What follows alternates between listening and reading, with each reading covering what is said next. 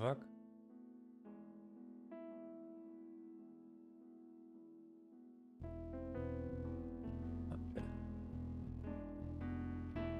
Alright. Hello, and welcome back to another episode of Face and Despair. The after launch party.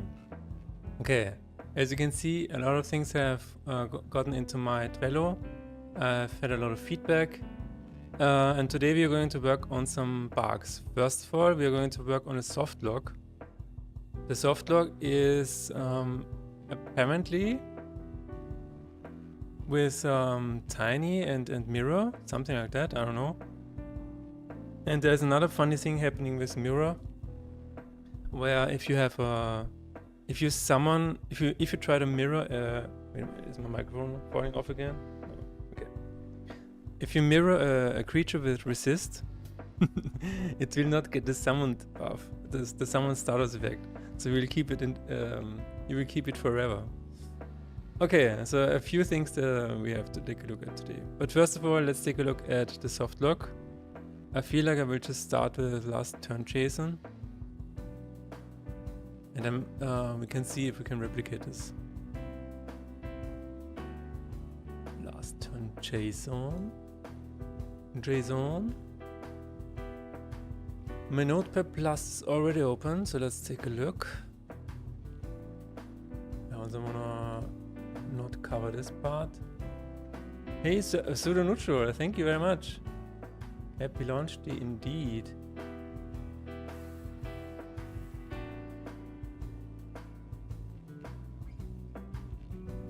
How is it going? Today I'm going to work a bit on all of the feedback and bugs and stuff like that. Yeah. And the first thing is I want to take a look at soft lock. It's happening sometimes. So we will see. We will see if we can fix it. I mean, we probably can fix it, but it is what it is. I'm just gonna take it easy, you know. I'm just going to take it easy. Is the sound off? Yes. Okay, let's load the state. That was strange. Okay, let's load the other one, the previous one. That might have been a better one. Previous save state turn. Okay, download. Previous save state. Let's open it up and paste it into my save state. Let's load. Alright. It seems like it's already too late. Because the screen just indicates that this is something that Abaddon got Tiny the Mirror. When it was time to attack, it stayed loading. Abaddon was Tiny and mirrored. Okay, there's no Tiny Mirror anymore on the board. So I guess we will have to make it ourselves. That's fine, we can do that. Let's take a look at the Discord. Mirror, Tiny Abaddon. Yeah, okay, this is it. So this is the video. Debuff Tiny Mirror Shield. Abaddon. Alright. So I guess it got tinied and it got mirrored. Right? What is that? Yeah, that's it.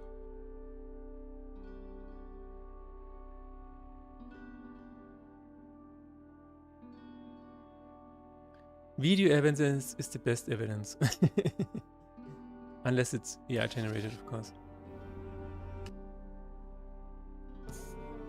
So this is really strange.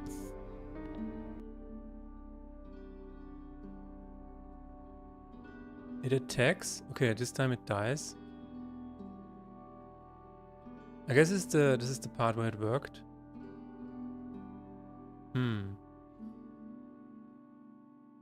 And this is the video where it doesn't work, right? Can still end turn and then it just stops. But why? But why? I guess maybe it has something to do with...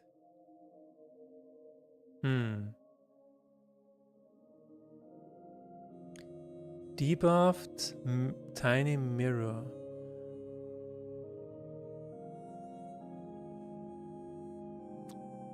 Okay, let's set up the situation. I don't know. We will see. So we'll have an enemy here. We need to have a regular fight. This is a... Are we in the boss fight here? No, this is an elite fight. Okay. I guess it doesn't matter. I will put this on the board.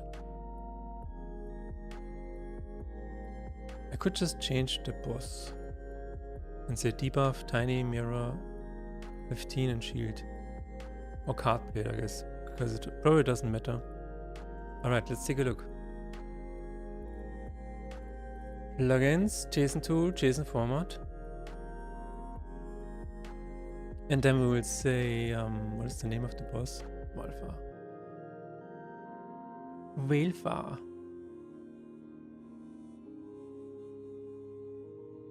We have on-card played. Oh. This is it.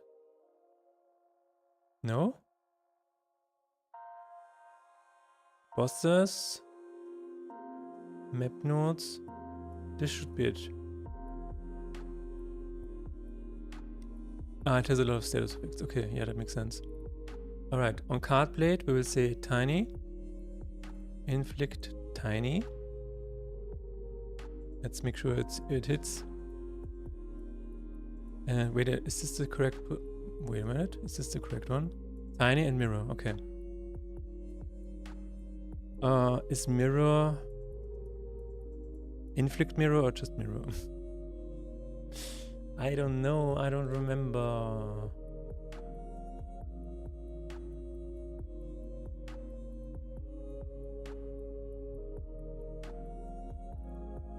I'm trying to think what the issue is, because the summon is already on the board. I don't know, seems very strange. Alright, we have materia, mirror.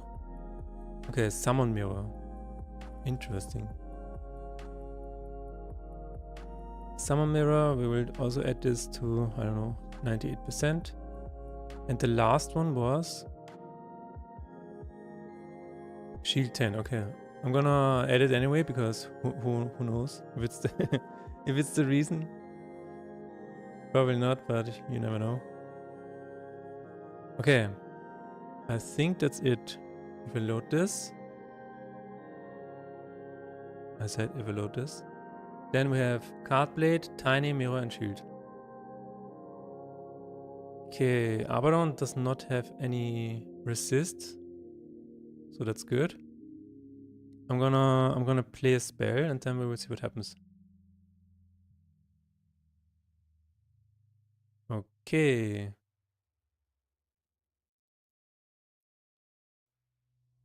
I will just end my turn and see what happens. There is actually a bug. Holy shit. What is that? Has status effect what? Has modifier frenzy. Get total attacks for card. Where is that coming from? Enemy attack. Get total attacks for card.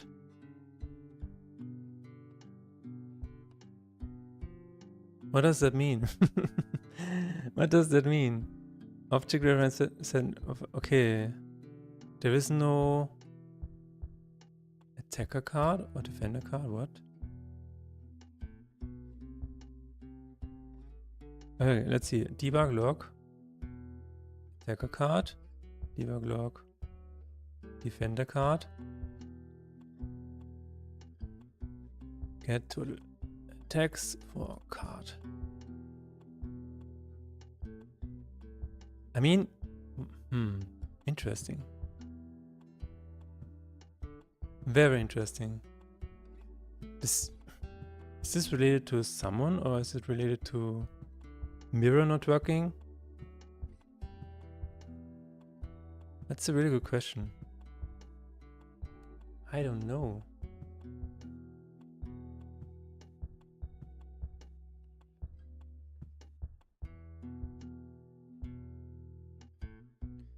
Get total attacks for card.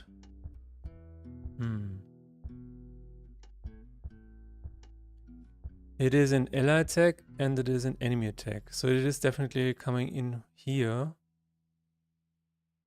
Ally lanes placed. Oh.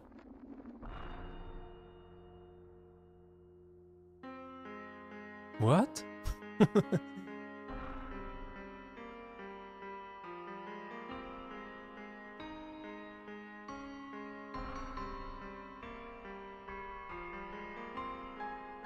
If it has modifier, that is really strange. I mean, that means I should have gotten a lot of errors. I guess, I don't know. Well, it's time to hotfix. So if I press space now, yeah, the error still persists. That's good. Abaddon card and Defender card is null.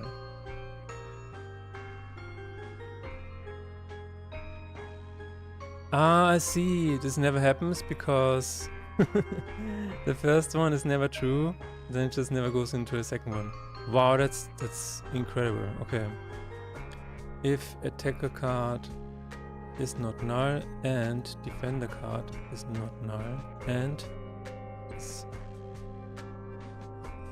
Okay, that should fix it. That is interesting. So it is because of... Ah, I know why this never happens. I know why this never happens. Because I think... Hello Chino, how is it going? I'm just investigating a bug that Pamela has reported. It is actually a soft lock. And it's a very rare soft lock, and apparently, yeah, this is really, really interesting. The soft lock only happens in the Bloodsucker deck, and only when a creature of yours that already has Frenzy, I mean Bloodlust, when it gets mirrored to the other side, and then the enemy has a card with Bloodlust, and then the error happens when it wants to attack, and there is no opposing card. So this is a really amazing edge case. Holy crap! So, but now it should work. Yeah, now it should work.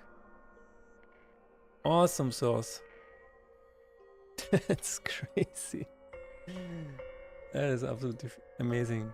So if I play this card, it gets mirrored to here, and now it still has Bloodlust. But now it should be okay. Let's see if it works. Again, I'm just wanna run it again. Yeah, I get exactly 1 HP loss, and then it dies. Awesome. It's incredible. I love it. I wanna try it again, just to really make sure that it works. Oh, that is interesting. Oh, I died. Apart from that, that is very interesting. If I hit one with 1 damage and it has a shield and it doesn't die. Okay, that is a... I'm not entirely sure this is okay. If I hit... So, if the enemy has 1 HP and it has a shield... Wait a minute, it also has Stone King 14. Okay, this is busted. This is completely busted. No wonder 1 doesn't do any damage. Okay, never mind. It's all fine. Wow, that is really cool. Alright. Yeah, it actually says -1. Okay, yeah. That makes sense. It has Stone Skin and Tiny. Well, it is what it is. Okay, the next thing that we're going to look at, let's put this on a done list. That is a crazy one. Let's see, mirror soft lock.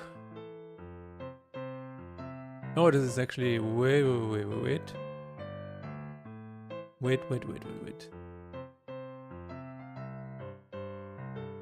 This is not what we need. Done.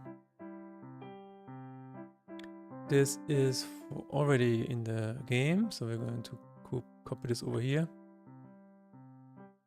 and call it 1.0.0. It was November 11th, I guess. Alright, and this is the new one.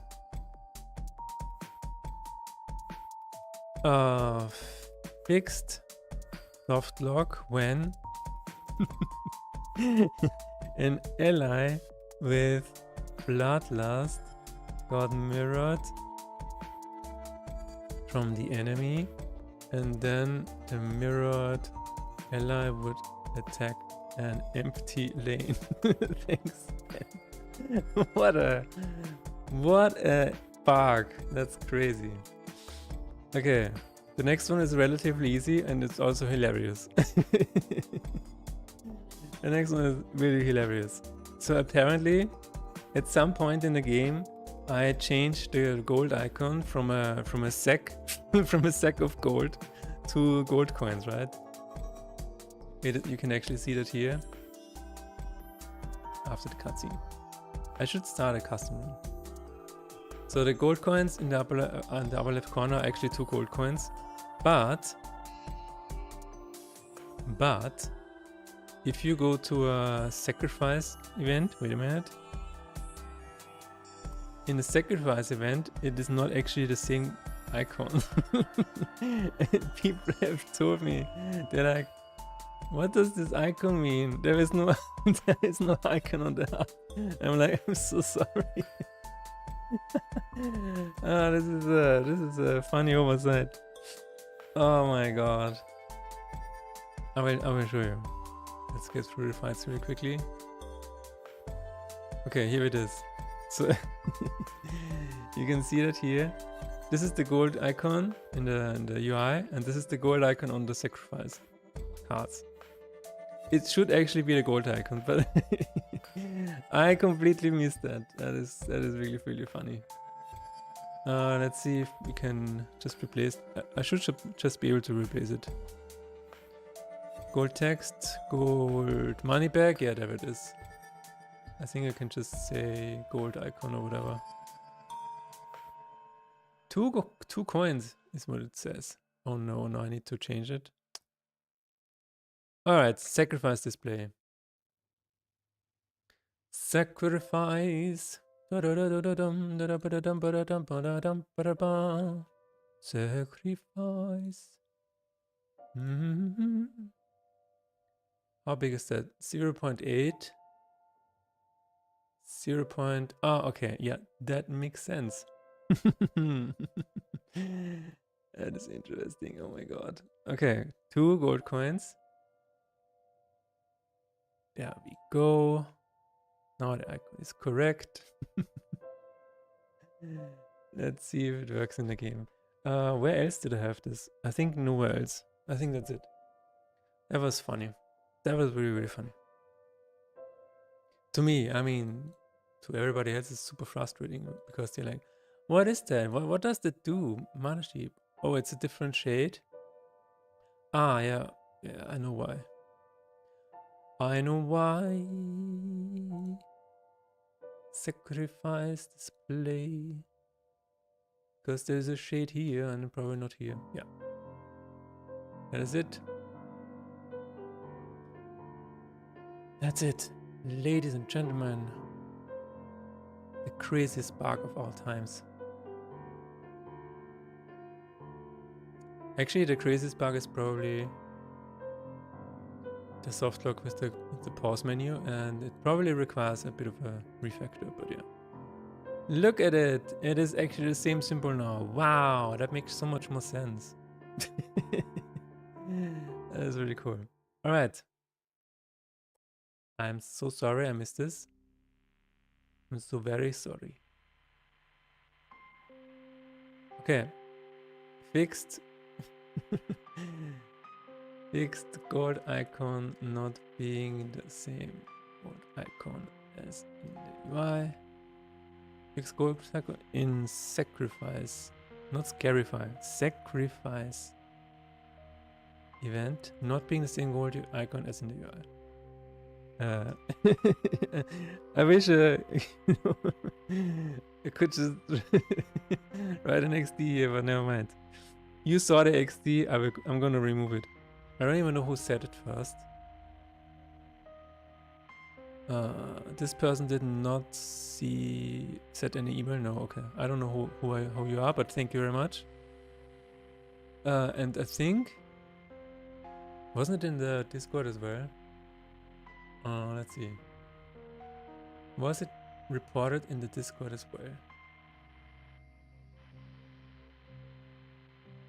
I seem to recall that it was. I don't know. Steam achievements? No. Mirrored abandoned soft logs. This is not done.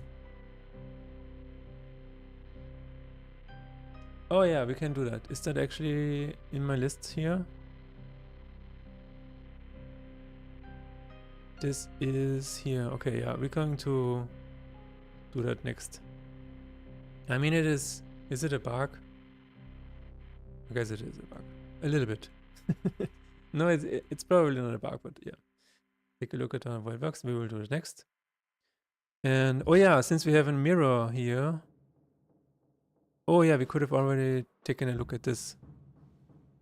Because there is a... Yeah, when it has resist... Okay. One step at a time. There's a lot to go through. This is fixed now. I don't know who else reported it. I'm very sorry. You will not be mentioned.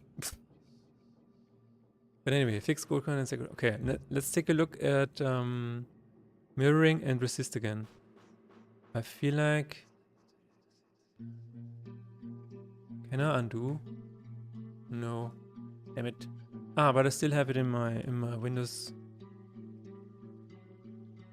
Don't I have it in my Windows paste? There it is.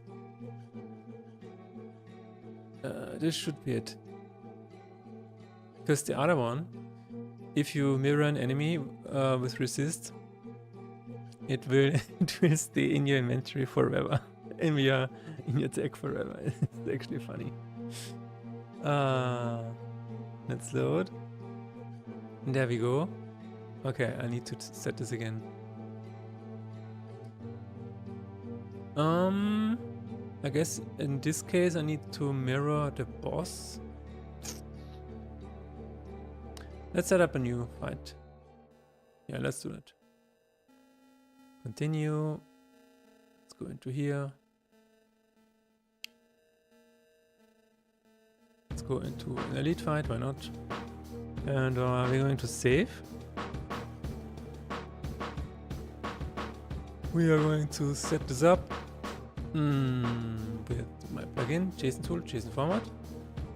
We have... So what do we want? We want to have an enemy which resists, which means demon number 3 will get a creature plate resist. On creature plate. I think that's it. Yeah, okay. Stow resist. Value 10. And then we need to have a spell with mirror, which means spell. Card type spell, yeah, that's fine. Summon mirror with 95%, because we really want it to happen. And then we should already be able to test this. I'm gonna play a card. Now it has resist. Okay, this is not in our hands yet. Wait a minute. Spell.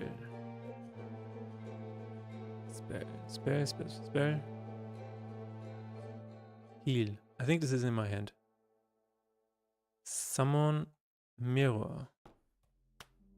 97. It's not in my hand. Okay. Hand cards. We can do this. There we go. Summon mirror. mirror 95. And there we go. Okay, so now I can play a creature. Now it has resist. And mirror this.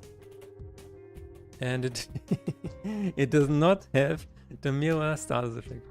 What a funny thing to happen. And now you can basically fill your entire deck with creatures. I mean demons. Okay. We have a test case. And now, let's see. Status effect. I think this is in card somewhere. Inflict status effect. Right here. If it has card resisted. If it has apathy, I don't know. But wait. Why is this resist overcharge, cooldown, summon immunity? There is no summoned here. There is no summoned here. Maybe that's the reason.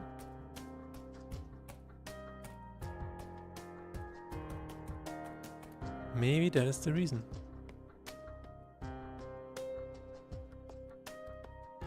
What? Ah, okay. Brackets. The brackets game. I think that's the reason actually, yeah. So it was just missing. Well, that teaches us that this should be a function. And I'm gonna change this into a function. If it works now. If it works now.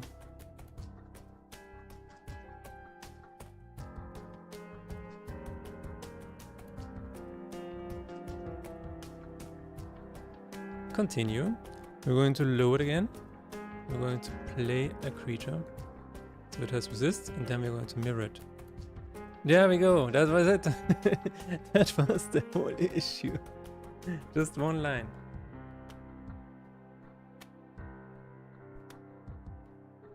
That is interesting. So what was the issue? It says if it already has an existing buff, if status type has an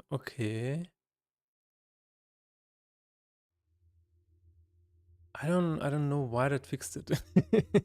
I don't know why that fixed it, but it fixed it.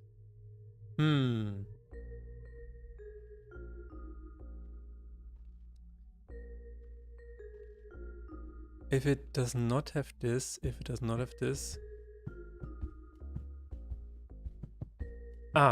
okay. Now I get it. Okay, yeah, now I get it. Let's see.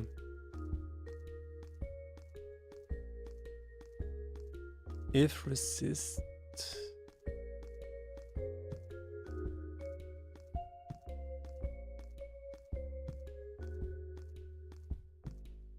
If it can resist status effect.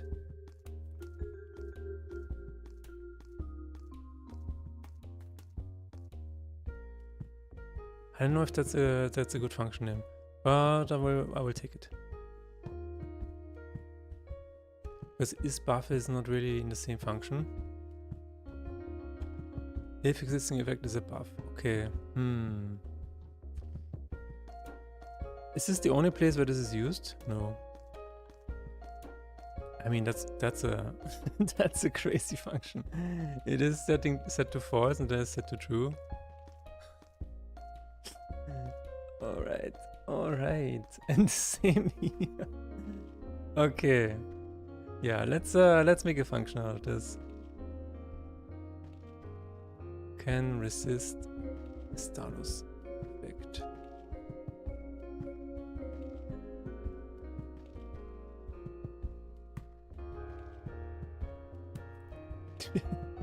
Okay.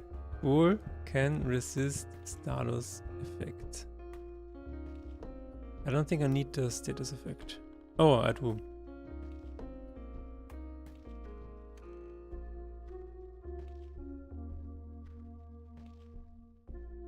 Yep. Status type. There we go. If you have the status resist,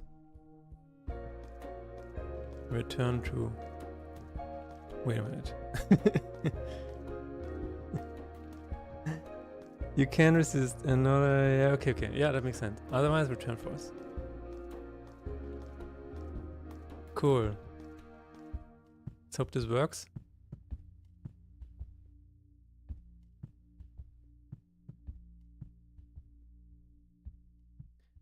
Actually, it should be called can resist...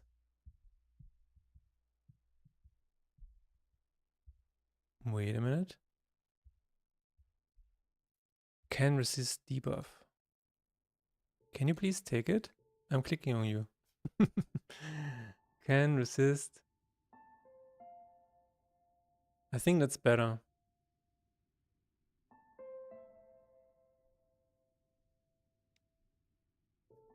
I think it is. I could probably refactor this part as well. Oh shit. I could probably refactor this too, but let's see if it works.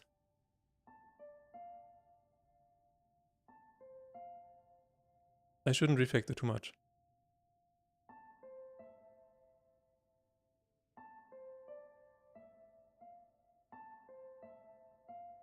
Let's continue. Let's load this again. I'm gonna play a creature so it has resist. And then I'm going to mirror it and it should have the summoned debuff. I mean status effect. That is really cool. I'm really very glad this works now. It's very interesting, yeah. Just an oversight, just one line of code that happened because because I copy and pasted code. You should not copy paste code. That's not what you should do. All right.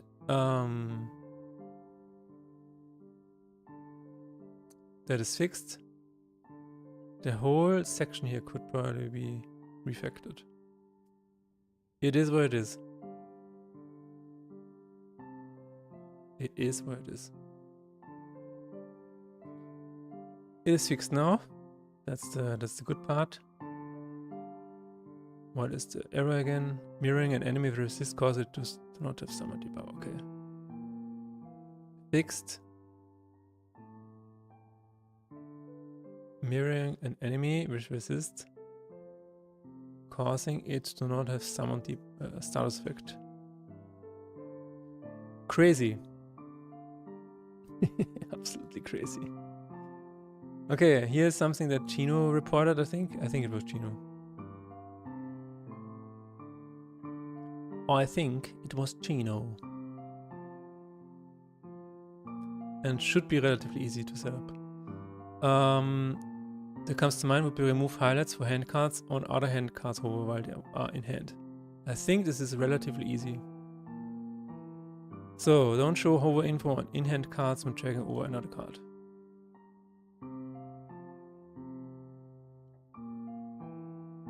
I think the reason I say this is easy is because I have this... I already had this in the game. I already had this in the game. And then Michael said, but I want to see the info when I move my card over another card. Okay, here you go. So I'm commented that out. But in this case, I will just not make it work when dragging over a card in your hand. It does make sense on the cards on the board, but not on the cards you have in your hand. I mean, that doesn't make any sense. All right, should be really easy to set up.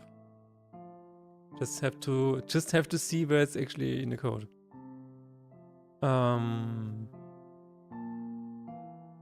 Drag.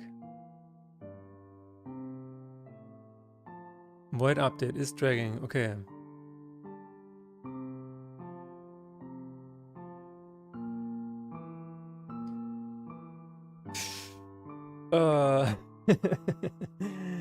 Is active and not as hand return. Okay, this is the check for where this is in the hand. I feel like this should be in show card details.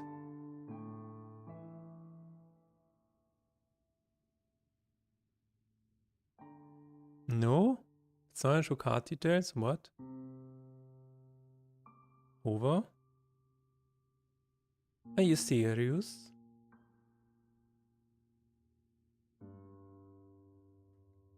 Okay. Put card. What? Whoa, what? Okay. Get active card if it's in hand.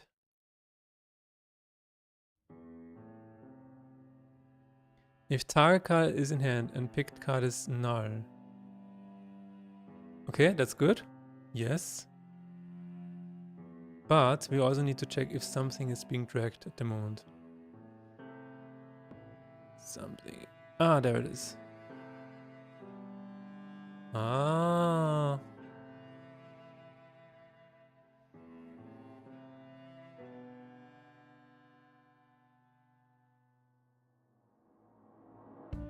So we can do the following. If we are currently dragging an object and target card is in hand, then we will just return. And we make a comment here, don't show card details for cards in hand while we are dragging a card. That sounds pretty good. That should be it. But you know, it's we will never know. We will see. Also, good news. I have received the translation for Brazilian Portuguese today, so I'm gonna add this as well. It's going to be fun. All right, if I drag this, I will no longer see the status of the cards in hand. I guess. Is it okay if I if the hover is still okay, still working? Or is that what you meant with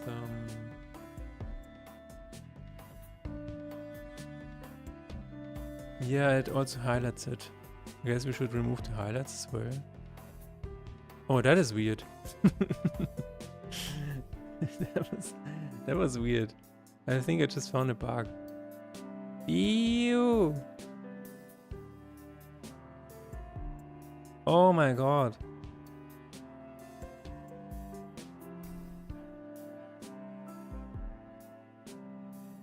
Huh, I'm not sure if I should fix this.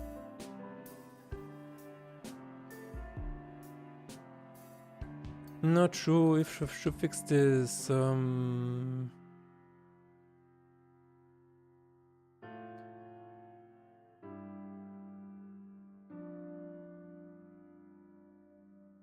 Because this is it's very minor, okay. I mean, it doesn't show the status. You know, it's only the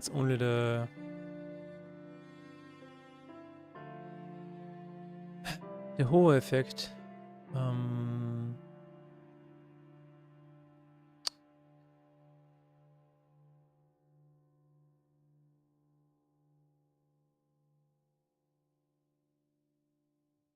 As you can see, a whole another card and highlights the one beneath.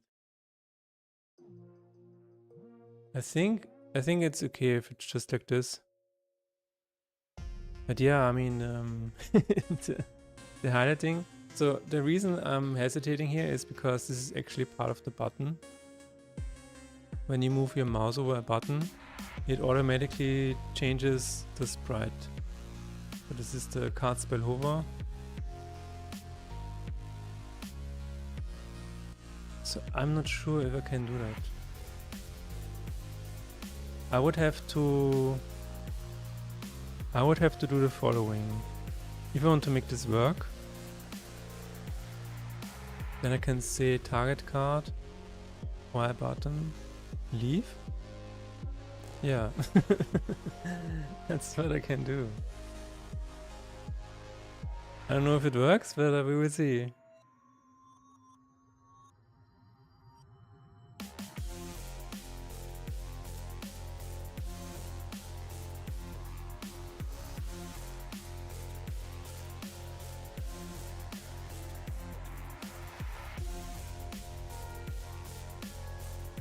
Can I just say that this track absolutely slaps? It's really cool. Like Keon did a really good job on this one.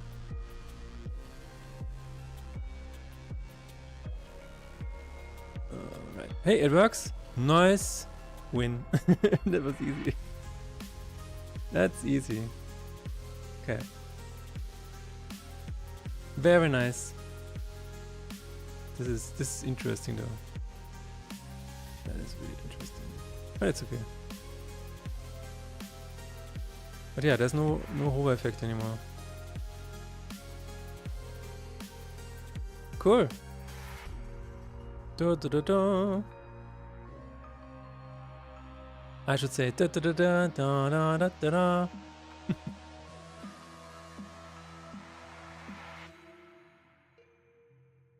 Don't show info. Okay, this is done.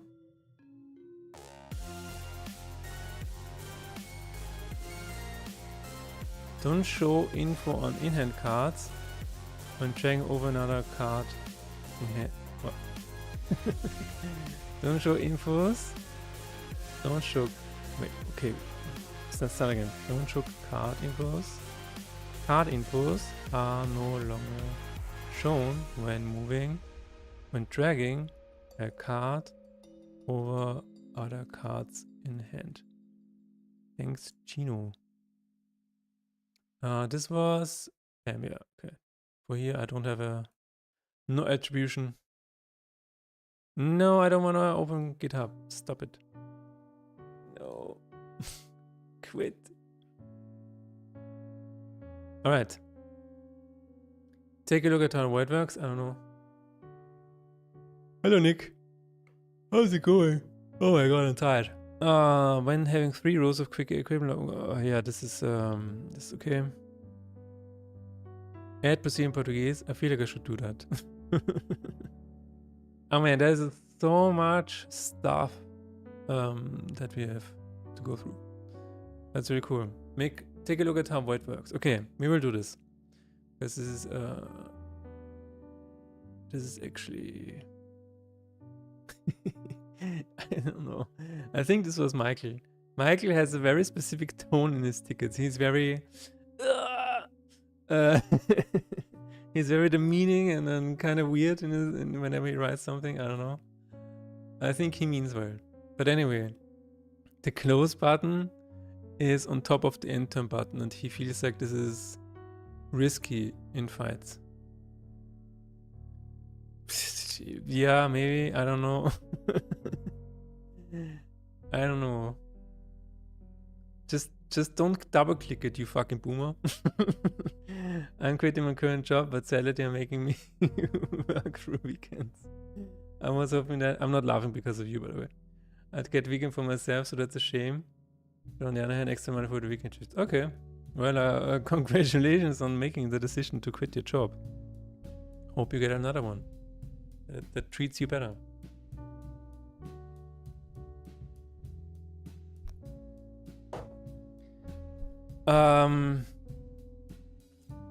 Closing. I feel like this is I don't know. This is such a nitpick. It's like, okay, the close button is on top of the end turn button.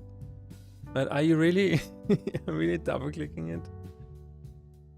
I'll be having an interview later today, so hopefully all goes well. Fingers wrapped into a spiral.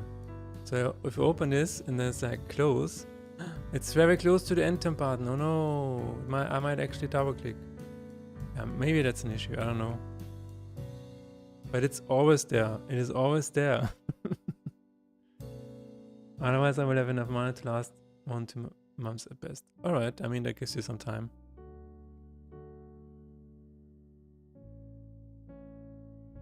Let's see. This is fixed. Going to close this. Where is the... Okay, this is it. We are going to take a look at how void works. This is more important. Void currently works like this. First of all, again, this is a report by Michael, so it is very condescending. It sounds always a bit weird. Always a bit offensive. I don't know why. But anyway, I know he means well. First of all, resist doesn't resist apathy. Yeah, resist says it prevents debuffs. Apathy is a debuff, yet nothing is resisted, and a single apathy wipes all resist no matter what. So the main issue is that apathy clears everything when you apply it. And I think I'm just gonna not do that. I've seen other people get confused by that when they apply Void, that it actually removes all of the existing buffs. So I feel like I will just do that, remove that. So you will not get any additional buffs, and you will not get additional heal, but all of the existing buffs, they will stay. Now, as for apathy, I mean, resist should actually resist apathy, and yeah, that's what I should do.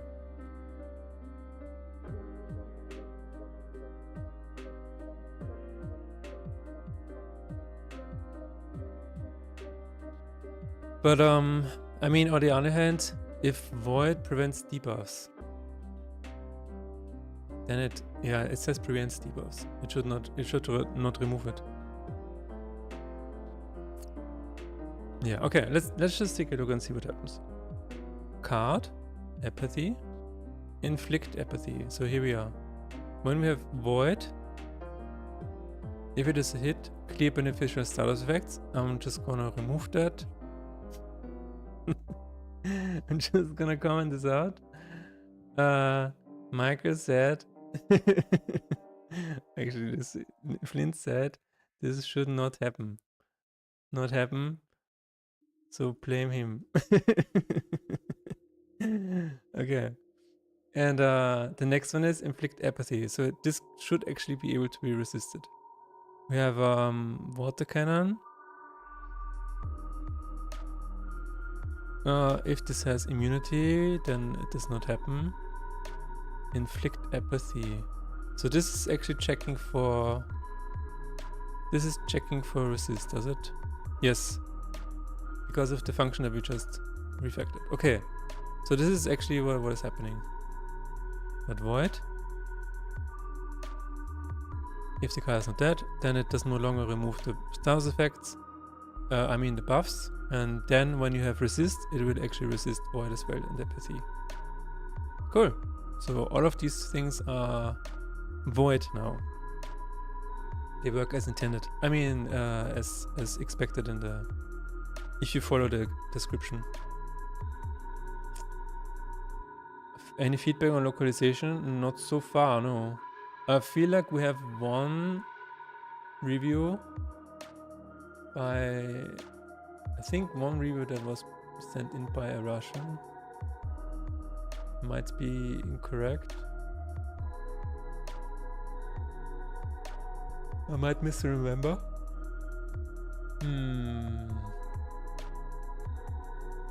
Nope.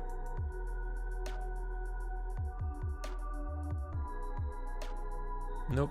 There was a... Ah, yeah, there it is. There was one Russian review. And he said it's okay, I guess. I guess he said that.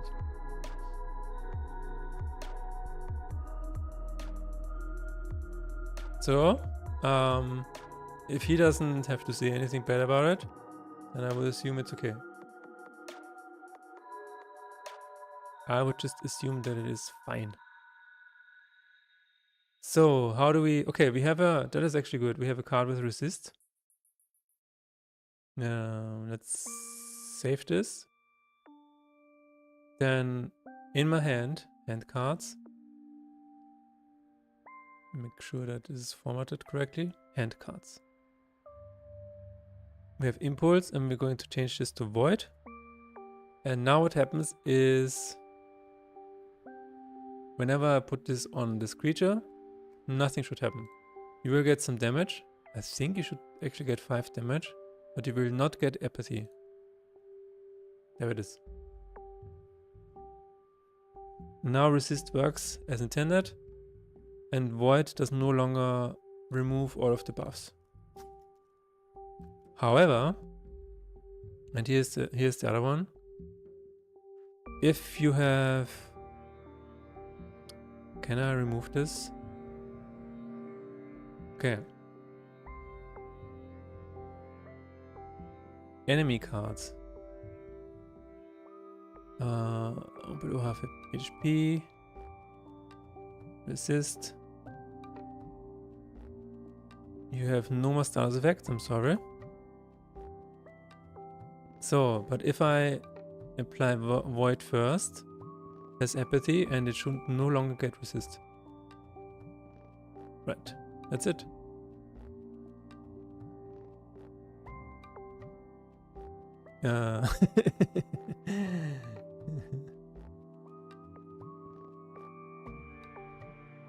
Okay, that is interesting. It does say cast resist on itself plus 20 turns. But that's probably because of my tinkering with the save file. I guess. I guess. Seems like I missed the Russian review due to a lag, but I'm assuming that people don't have anything bad to say. Yeah. So far not. Nothing bad. Alright, so I can say that Void is now working as intended.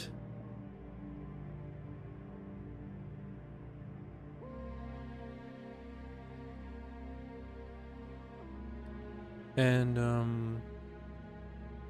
it does no longer remove all of the existing buffs. It prevents future buffs. And on resist, it does not actually cause apathy anymore.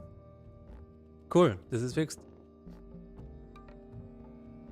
Meow meow meow.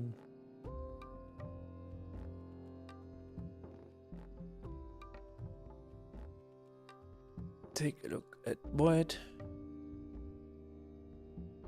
Fixed Void, clearing all existing buffs when being cast.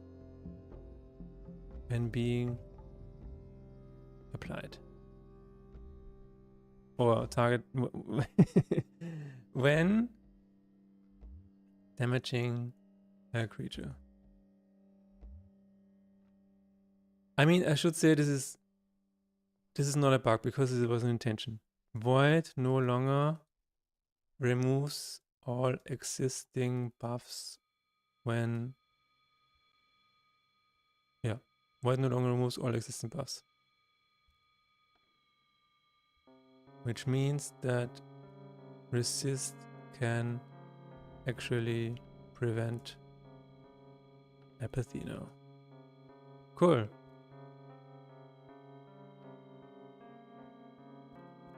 Thanks, Michael. You made the game harder for yourself. I hope you're pleased. No, it's actually... it is actually what the descriptions are saying, so that is a good change. It's all good. I'm just joking around. So we have this. Okay, why not show Lacoma levels on the reward screen?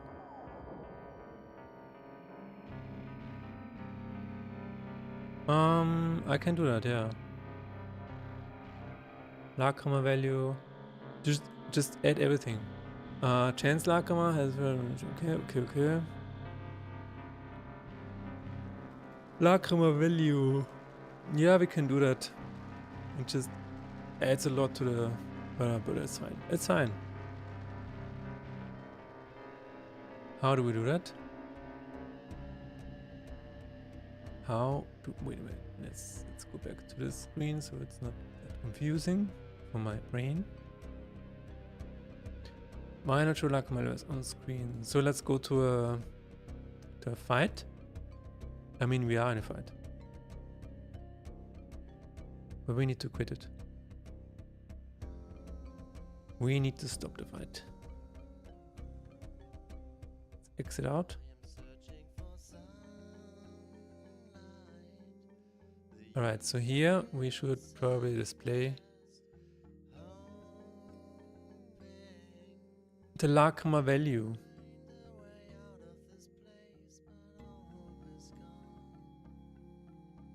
And this already happens in the inventory, which means it is probably a function in car slot where show slot description, there you go, is locked. Somewhere in here we are checking if we are in an inventory, I think. Get grip description, no. I think it's up here somewhere. Set slot active. Get keywords for attached material, there we are. There we go. Show equipped totals, no. Show usage, no. Lacma, there we are. If get parent is not null. And attached material is not null.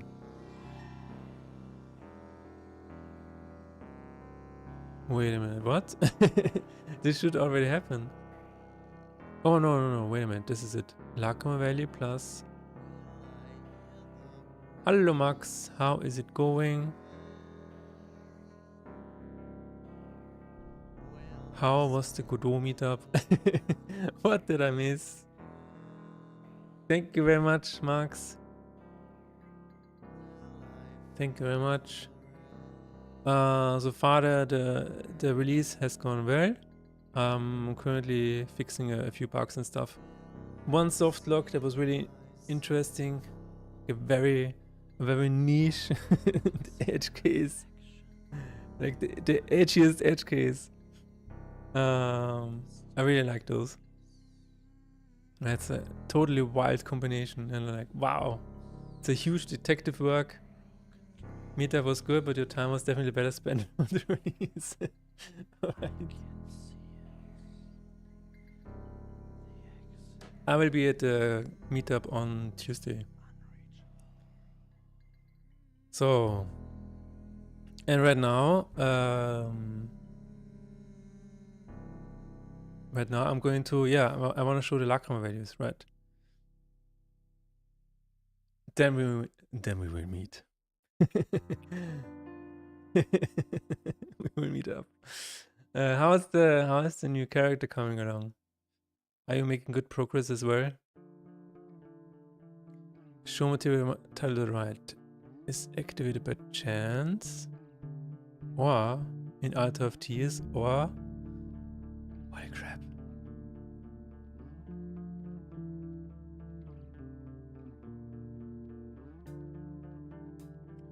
Lacma value is... That is really interesting. Why do I have two of these? I'm honestly just waiting for localization and will then probably release it. Cool. That's nice. I could still spend 100 more hours tuning, but I mean, yeah, that's usually how it goes. Oh my god, what streak it reached? It's currently on a 5-stream streak. Hello, Renapunk. Join the stream after the release feels like waking up after New Year's Eve. I completely agree. I feel like I have a hangover, even though I never had a hangover in my life. Good evening, yeah. It's crazy.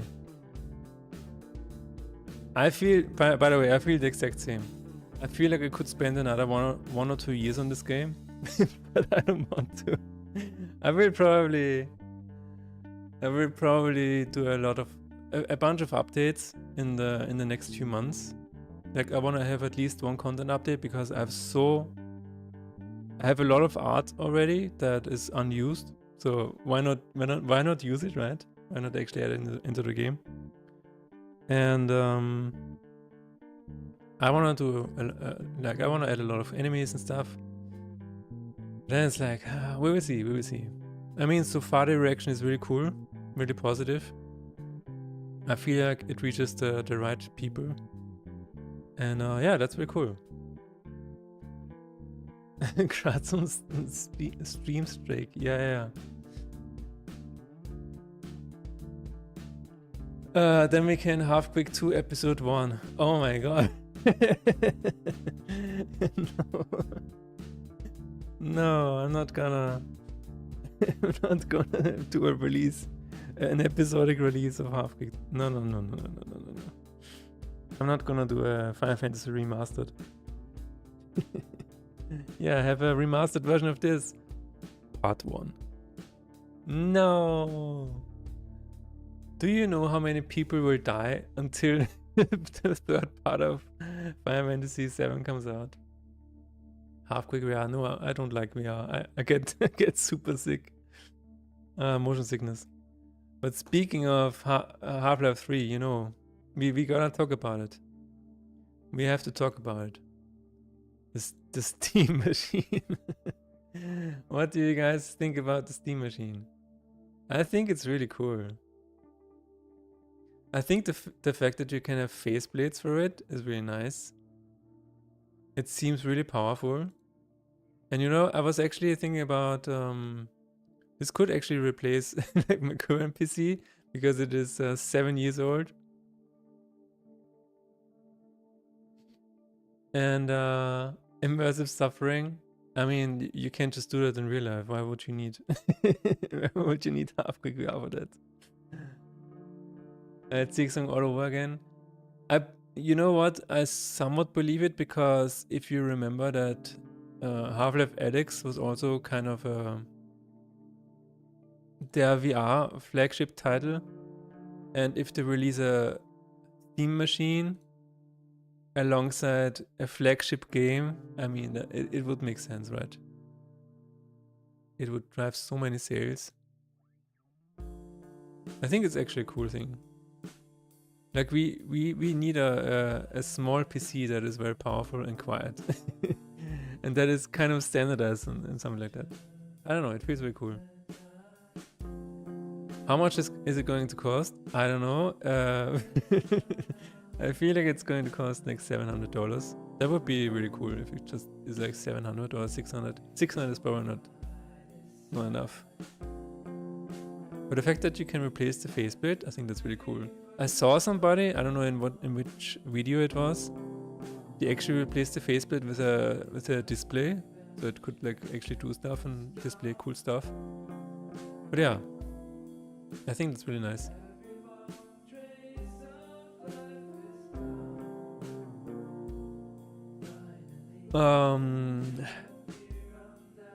But I don't think, like, is it, when are they going to release the next Steam Deck? That's the question, right?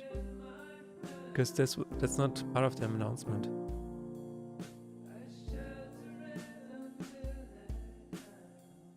But what I think in terms of game development, I think the Steam machine adds one more reason that you really should have controller support. Like really. Steam Deck was already a very good reason, but now if people buy the Steam machine and play it on the TV or whatever, like controller support is really important. And yeah, I don't know. I watched a Steam machine video from Linus Tech Tips. They expect it to be cheaper than Steam Deck, and cheaper than Steam Deck.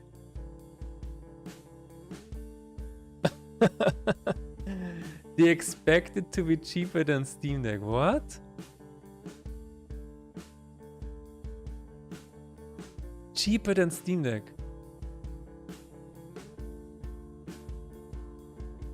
Ah, because it doesn't have a display. It doesn't have a display, it doesn't need a battery. Yeah, you know what? It has actually not a bad, no, yeah. No limited form factor.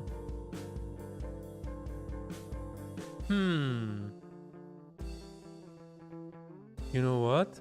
This might be like you know the Apple Mini that you can get? I guess it's kind of the same. Because the Apple Mini is, you can get it like for 400 or whatever. And it's cheaper than if you get a MacBook Pro or whatever. Because it's just a box. I guess it's the same situation there, yeah. I expect it to be more in line with how Macs cost, maybe a bit cheaper. I like the machine, it's kind of what console should have always been. Yeah, I agree. I agree. And I think, you know, PlayStation 3 actually tried it. because they had actually some kind of Linux support.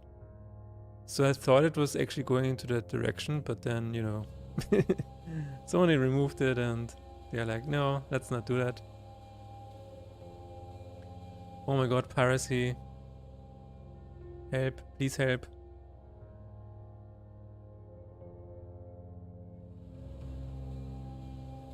Expecting it to cost more like Max's, I don't know, you know what? I think it's actually gonna be like 500 or 600, yeah.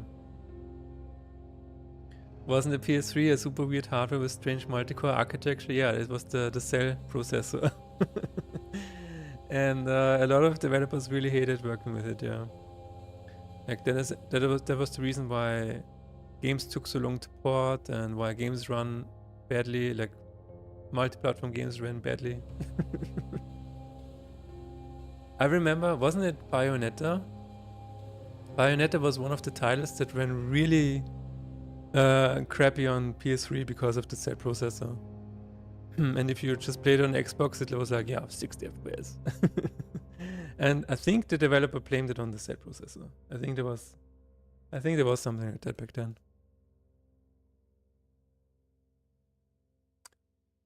Yeah. That is actually a good point about the price. Wow. I mean, how the Steam Deck is only 300, 400, right? If you get the regular edition.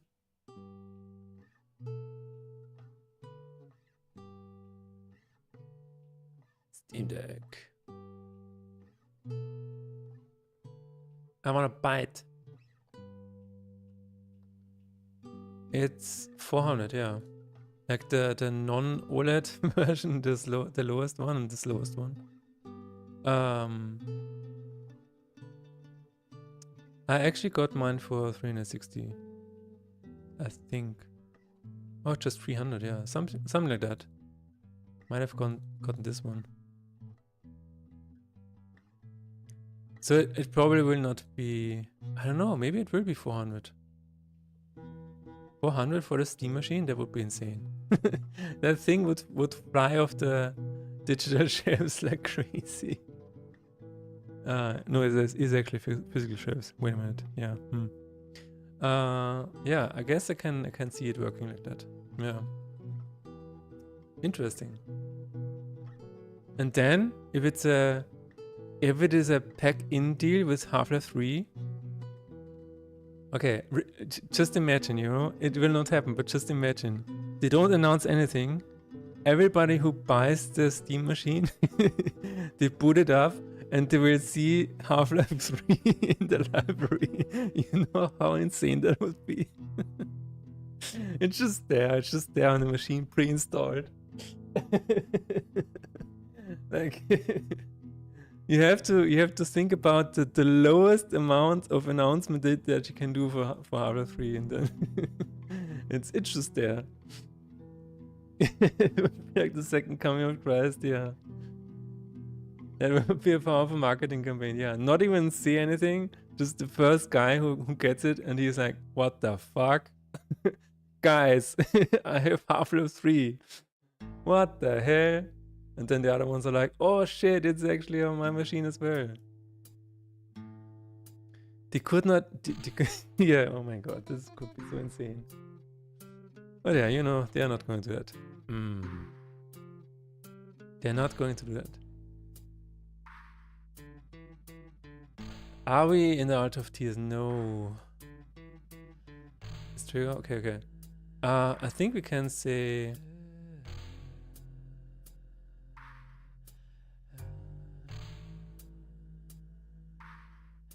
if showing for rewards, right?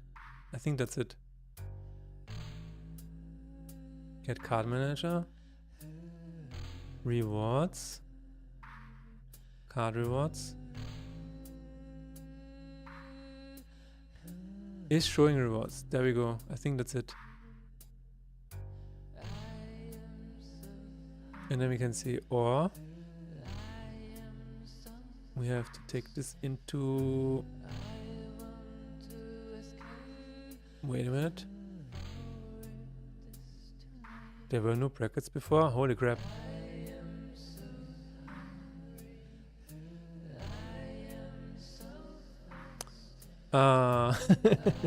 Maybe I will just, you know what? Maybe I will just make a separate. Maybe I will just make a separate condition. I don't know. This seems a little wonky. Why did I not make this into brackets? I mean, I can kind of see why. Holy crap. Let's try this. If it is showing rewards, I mean, I could probably say add this into a function. Yeah, let's do that. If show Lakama is showing, no, needs to display Lakama value. We'll do this. Just copy this out. Okay. Bool needs to show Lakama value.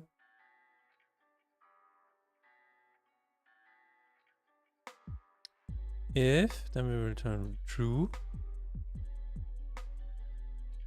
Then we will make another one. If get card manager is showing rewards, is showing card reward, is showing, wait a minute, is this a combination? Is this a combination? Yes, awesome. Thank you very much. Passed me. Return true. Return false. Oh my god. That's a little better.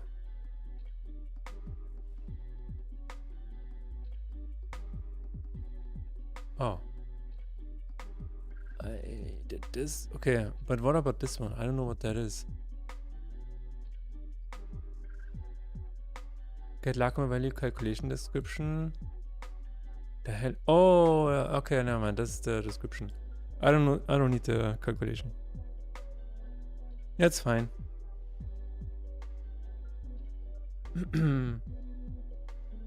The moment when you thank past self for being thoughtful of your present self. Yes. It is a collaboration with my past self and my future self. It's all at once. All of my selves are working in this game at once. If you think about it, there we go. Lakama value 1, Lakama value 4. Lakama value 4. Why is this to the right? I don't know, I don't care, it's fine. Oh my god. I guess it only needs to show when it's a trigger or... It only needs to show when it's a trigger or is as a modifier. And... Oh my god. Attached material. Wait a minute. Get keywords. Do I need to... Oh my god, I need to check for attached material. Alright, if attached material is null, turn false. Don't mean to distract too much, but your video about and finishing pro saved my life today. Finally finished a huge task that I tried it. Oh my god. Thank you for watching it. I'm really glad it helped you.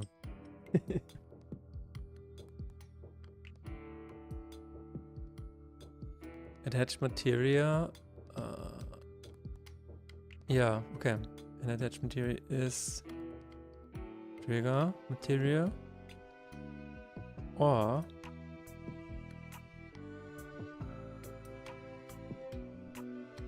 attached material is modifier material. Just gonna do this. Or attached material is chance material?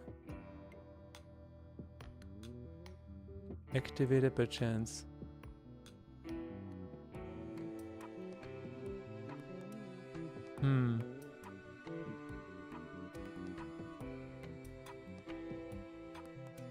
Activated by chance. Oh, I need to do this? Oh shit. That's okay, that's a roundabout way of doing that. I already have the material inventory. Let's do this and then say attach material.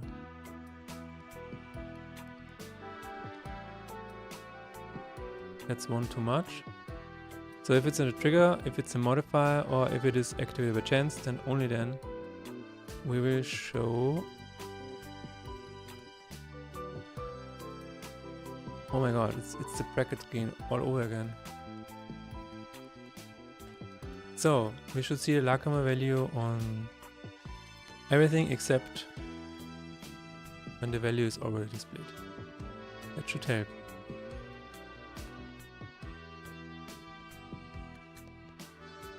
It's a weird question.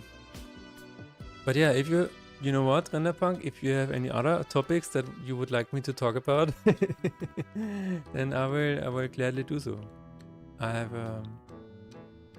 a lot of opinions. I don't know if they're correct. Alright, okay. This looks like it works. Lakama Valley 1. Is this too confusing? I don't know.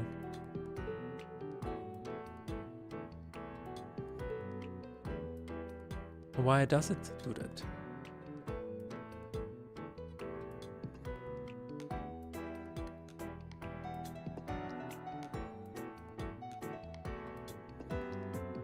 Alright, I think that's okay.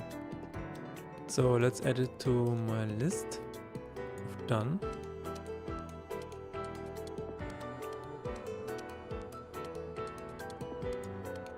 What's your opinion on Magic the Gathering booster packs? I think I need to hear it.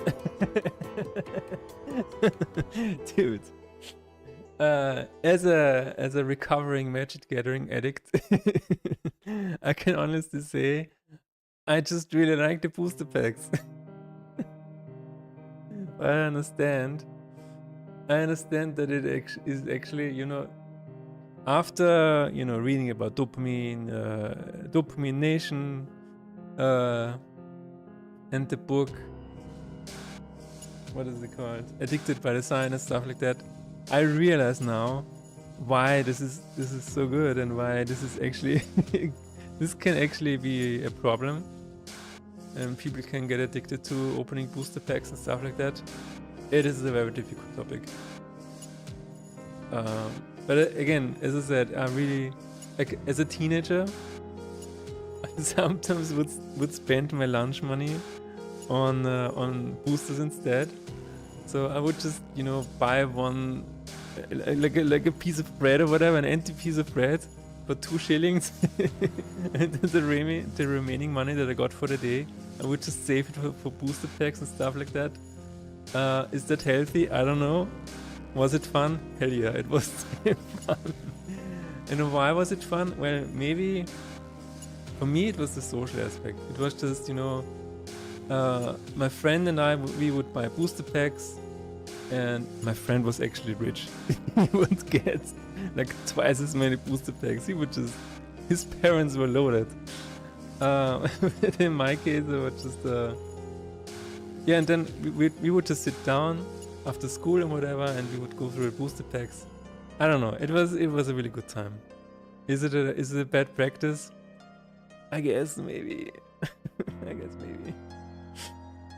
This is a very difficult topic. Should they stop doing it? I don't know. Wow, that is that's very difficult. You know what? I will think about it during the ad break, and then I will be back. Because ads are going to start in about 30 seconds.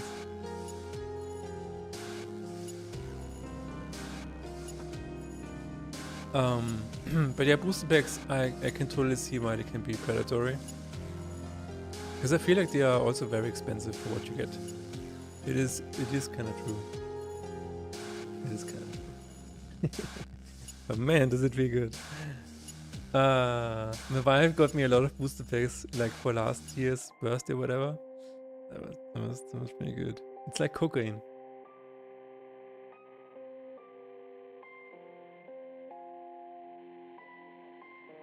Just snorting a line of booster packs.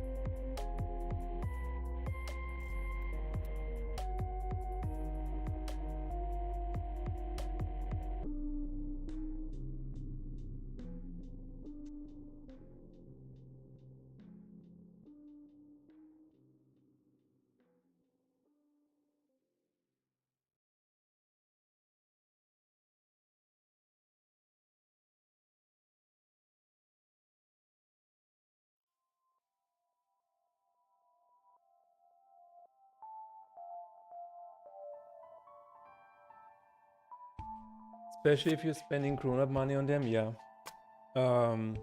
It is an infinite black hole. I want to say black hole is already that's a bit redundant, but yeah, it is a black hole that you can just throw money into and it just evaporates.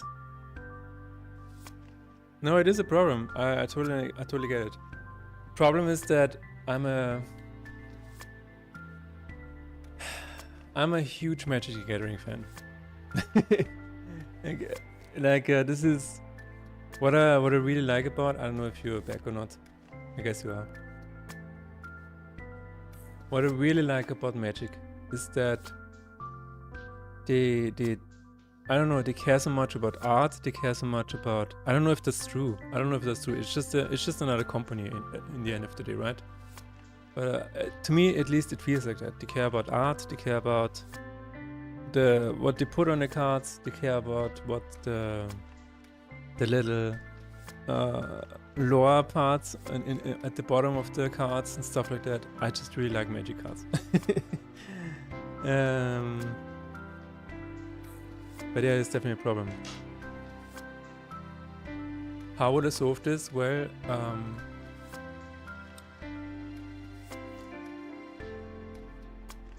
I get it that, so for example, my wife and I, we also like to just buy starter decks and then we play against each other. So maybe if you really want to get rid of booster packs, I don't even know if that's possible, but because then everybody could just buy the rare cards. I don't know. I was thinking about like a marketplace or whatever, but then it's still like then you would have to add like a limited time or whatever, and then you're preying on fear of missing out. And if you have a card game that is designed with rarity, I think it's already it's already stacked against you. So I don't know. I don't know how I would fix that. Just make them free. That is how you fix it. Then it's not predatory. Okay, here's the deal. Just pay a one-time fee, a one-time lifetime fee for Magic the Gathering, and you will never have to pay anything again. And then you can get an unlimited amount of booster packs. That's it. No longer predatory. You still get the dopamine from the booster packs. It's fine. The lifetime fee, we will talk about that. Maybe it costs $1 million. I don't know. I'm a big into. Come on. I'm in. See, we have one customer. Last one. I counteract the money sinking with getting high quality proxies. Alright, yeah, that makes sense. Actually, that's the same what we did as teenagers. We had we did have some people who had like, okay, yeah, I have this angel. I'm like, what? Yeah, I have this angel. I have a proxy of this. And then we were like, okay, yeah, I guess it's fine. Everybody else on the table has invested hundreds of thousands of shilling into the booster packs, and this guy was like, yeah, I have this angel. And we were like, no, you don't. And yeah, I have a proxy of this angel. Like, yeah, okay, fine. I mean, if you can just play with proxies, then I guess that makes sense, yeah. Lifetime fee plus cancellation fee plus tax. Exactly. And a cancellation time period. So it's like a minimum requiring amount of staying in the subscription, like for 20 years or whatever. You can cancel it anytime, but it will remain active for another 15 years. I'm so sorry. I'm so sorry. Oh man. Why not show Lacrama levels on reward screen? I don't know, man. I don't know. Now they are shown on the reward screen. I know who wrote this. This is so funny. Lacrama values are now shown on the reward screen. Thanks, Michael. Isn't it funny that I know who wrote this just because of the way it was written? I know this was Michael. I know this was Mr. Flint. Dr. Arithmeticus. It's so funny. Okay. The next one is Brazilian Portuguese. This is really, really important. This is really, really important. I have the finished translation for Brazilian Portuguese right here. And we're going to add it to the game. This is a really exciting moment. A really exciting moment. Brazilian Portuguese is very cool. To have, I mean. It's a huge portion of Steam audience. That you can oh no, it's not everything. Oh shit. It's not everything. Okay, it ends at Steam Friends. That's fine. We can work with that. The rest will be translated automatically. We can do it. I mean, I can ask her for the remaining ones. Alright, let's edit. Everything is green, that's fine. I like green. We all like green, right? Okay, this is... Okay, only 4 are missing. I feel like that's totally fine. Also, what the hell is going on with Gemini? Gemini is everywhere now. It's crazy. Analyze this data. Yeah, what do you want to analyze? Summarize this table. Okay, I want to see what happens. Let's burn a tree and see what happens. This spreadsheet functions as a localization table, providing translations for various keys. Oh really? Thank you very much. Oh wow. Oh my god. Guys. What is going on in this world? What is going on? When is the AI bubble going to burst? Will it ever burst? Charm, that is not... Okay, I will just send it to her right away. Google really likes its Gemini, just like how Microsoft really likes its Copilot and Elon wants to marry Grok. At least that is a joke. Is it really a joke? Is it really a joke? I'm not really sure. Hang on, I'm gonna write Mila a quick email. Hi Mila. Can you... Is it really necessary? I think we can just assume that it's going to work, right? But this is a little weird. Like, why would it say charmed in Spanish?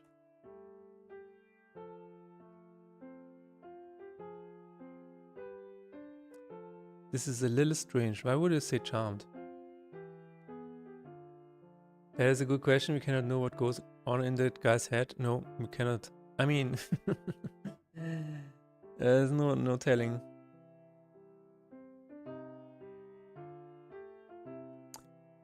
Do I really want to bug her for 4 lines after I've already said that it's done? Oh no. I forgot. No, you know what? It will be fine. It will be fine. It will be fine.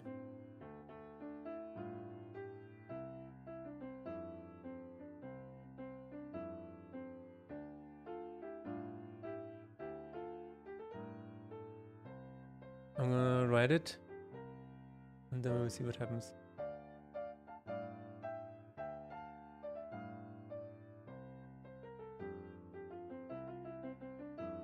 Ooh, aha, infit. Yeah, okay, this seems more like it. Charmed.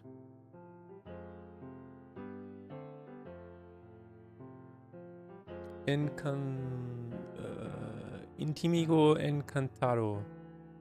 Yeah, it's the same in Spanish. It is the same in Spanish. Embrulladas.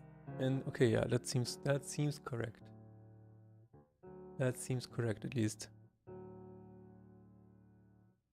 And the same for death is probably very similar, okay. At least you can have the thing to compare it to Spanish. Before, I'm a bit smooth brained, but I just realized my name and the other artists have credit on the left. That's awesome of you, brother. Yeah, you're welcome.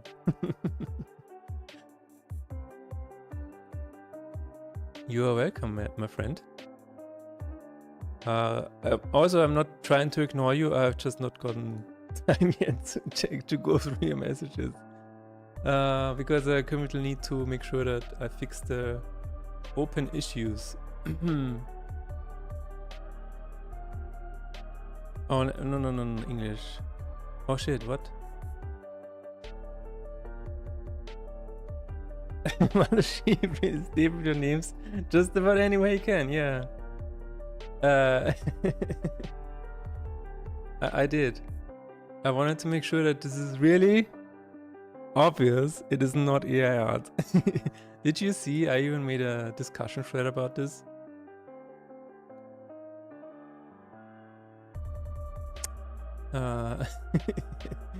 I made a pin thread about this, just to make sure people really understand. This is not AI generated. I don't know. Okay, we need this translated. Tip 10. Always start with immunity.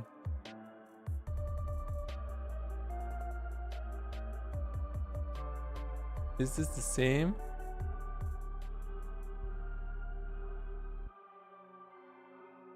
Yes.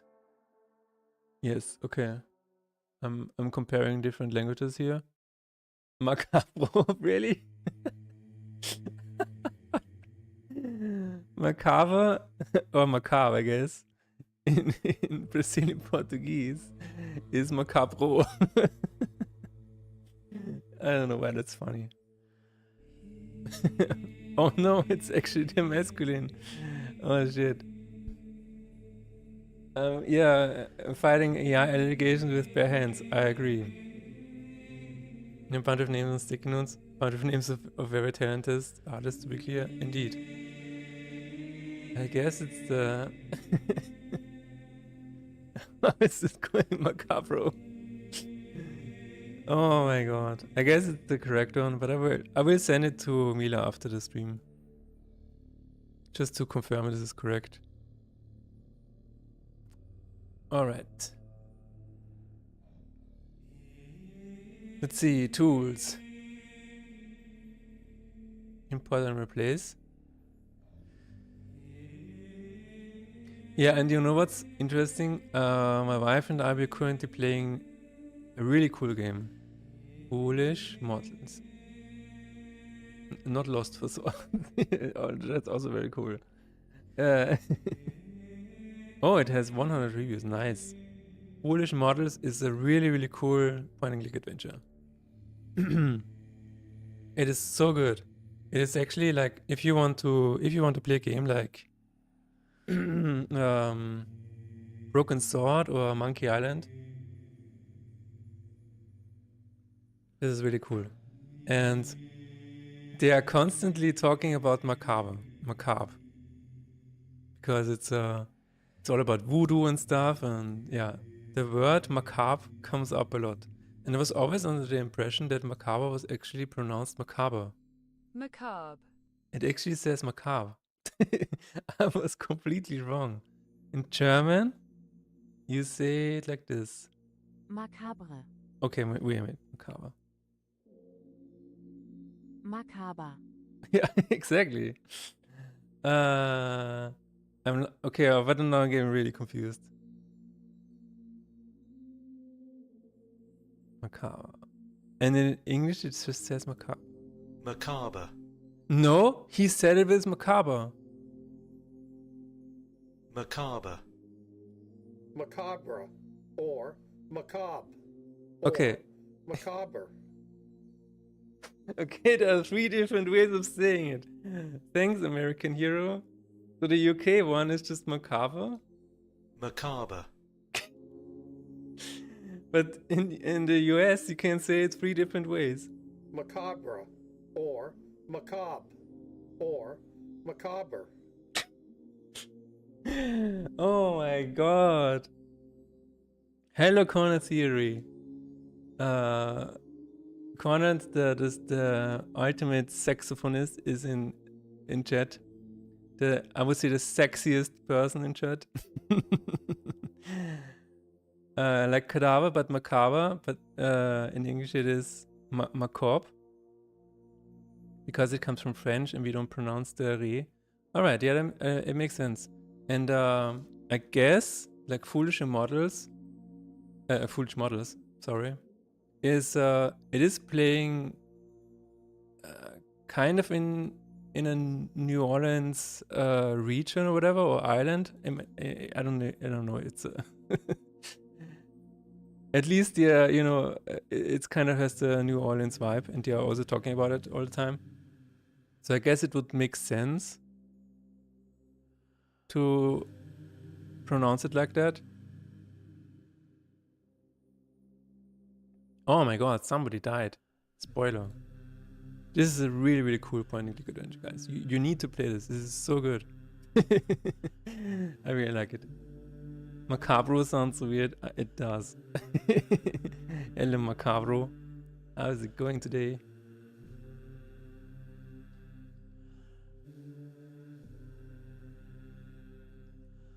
But yeah, Cornet would probably know a thing about that because he is actually a voice actor. Cornet, you have the chance to leak it now, but I know that you are part of Half-Life 3, aren't you? You were hired for Half-Life 3, right? I don't think I've played any point and click since Sucker for Love. Alright. This is a really good one. We are going to add Brazilian Portuguese to the game now. If I was, I couldn't say. You can now. It is a very small community that we have here. We will not tell anybody, especially not Gabe. We will not snitch. You can just spill the beans, man. Voice actor for Gordon Freeman. Yes, the silent protagonist finally has a voice actor. You will see only like, oh. That's all he's going to say. Options, yes. I think it's here somewhere.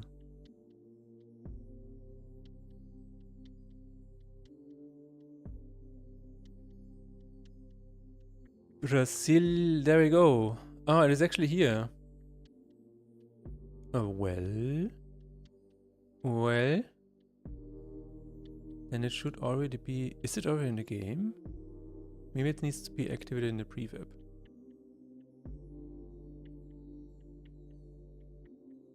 Maybe it needs to be just activated in the general. Okay, let's see. Language. What are my options? Slider. Yes, we should just be able to change it here. It's a bit of a mess here, but that's fine. We love a good game dev mess, right?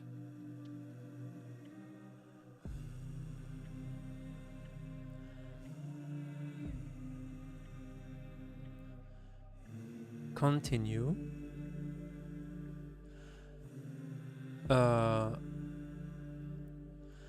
Right.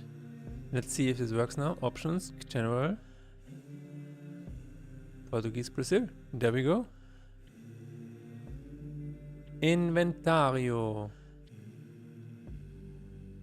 I don't know why it sounded Italian. Inventario.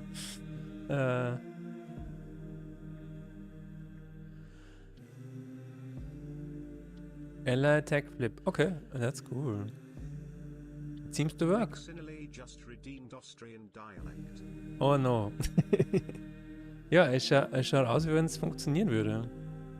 Das ist wirklich cool. Das heißt eigentlich, schauen wir nochmal kurz. Returner am Menüprinzip. Okay. Schaut gut aus. Was wir unbedingt checken sollten, sind die Blessings. Schaut auch gut aus. Was zum Teufel ist da passiert? Inimigo me a esquerda. That's oh my god. Das ist wirklich ein bisschen lang, aber ja, da kann man nichts machen. Da kann man nichts machen. Es ist, gefällt mir nicht unbedingt, aber was soll's. Oh no. Okay. Imagine if the monster names were localized. The monster names? The monster names... What? The monster names are localized. If that's what you mean. Chefos? I like the name Chefos. It's so cool. Demonios, yeah. Oh. Okay, she actually didn't translate these, but maybe that's because they just look the same. But they are actually translated into Chinese or whatever. So the enemies have... All of the ancient names are translated. Get a lot of players on the game today. I got around... Oh, that's sick. Yeah, it is. Thanks to my localizers for doing that. That's really cool. We were playing Japanese. Japanese also has the localized versions of all of the enemy names. Everything is localized.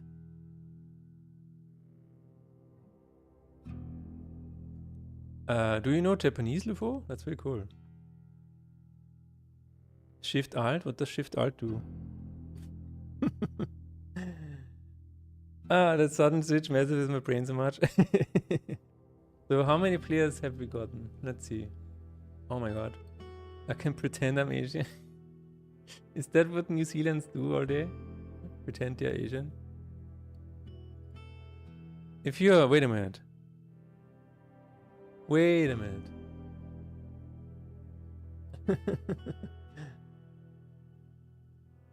Scandinavian. Alright. You know, we're currently watching Physical Asia on Netflix. It's a really, really cool show. It's really, really good. So if you feel like you should be a part of this, maybe you should apply for the next round. This is a really, really cool show, guys. You need to watch this one. So how many players have we gotten today? Units sold, 279.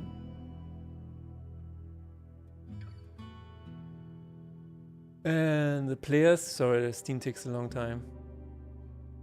We currently have... okay, average in the last 7 days were 68 people per day. That's really cool.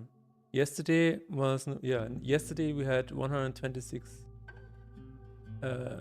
daily active users. Not bad for a strange roguelike deck builder from Austria. Sadly, I don't have any Asian friends who are into card games, at least not to my knowledge. Alright. That's fine. Okay, we have Brazilian Portuguese now. That's really cool. Let's add it to my list of things done. Added Brazilian Portuguese. Thanks. Mila. Oh god, I forgot the name. I guess it's Mila Cards. What an appropriate name for a card game. Of course you would want to hire Mila Cards if you are making a roguelike deck builder. That's cool. I have some good ideas for later down the road. I don't want to overwhelm you. I thought that's really cool, people leaving reviews in non-English. Yeah, that's really cool. That is awesome. So yeah, I plan on releasing this as soon as possible to get Brazilian Portuguese into the game. So I guess maybe I will try to do it today. I'm not sure if any of these changes will break the game, so I will have to play a little bit to find out. But hey, this is huge. Okay, this is. Let's take a look at this one. TM Pro error. I think this is maybe a localization error or something like that, or a font error. Best dev. Last turn Jason. We're going to take a look at this and then see if you can replicate it. Last turn Jason. Let's load it up. I think we need to switch to Japanese again. I think it might be a problem with the dynamic atlas or whatever.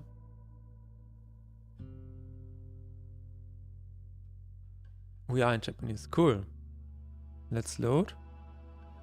And now I'm just gonna go through all of the items in my inventory and see if the error pops up.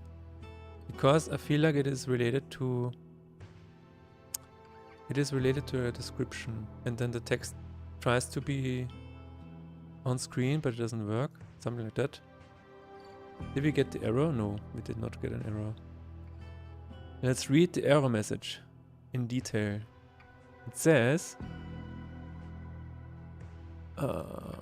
we got a nice stack trace on hover, on mouse down, but on what? Why hover? Show slot description. So it should be a slot description. Maybe it's also Chinese. You think it does? You think it does? Maybe it's here somewhere. I don't know. Maybe it's in the log? No, the log is not. It's not here. It might be Chinese. I don't know yet. It is a... Wait a minute. Does it say slot description? Yeah, show slot. So this should be in the inventory. Should be in the inventory. And the problem is that... No, so I've seen this happen. And I've actually fixed this because this was a dynamic atlas thing. It's a font issue inside of Unity.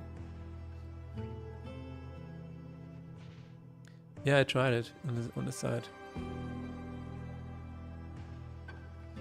I don't know. This is interesting, but I'm gonna switch to Chinese and see. Maybe it's a different one.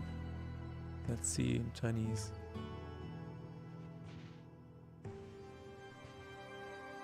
Let's see. La la la la la. So the way I fixed this previously is just to activate the font atlas. So I'm not sure. Maybe it was from an old version.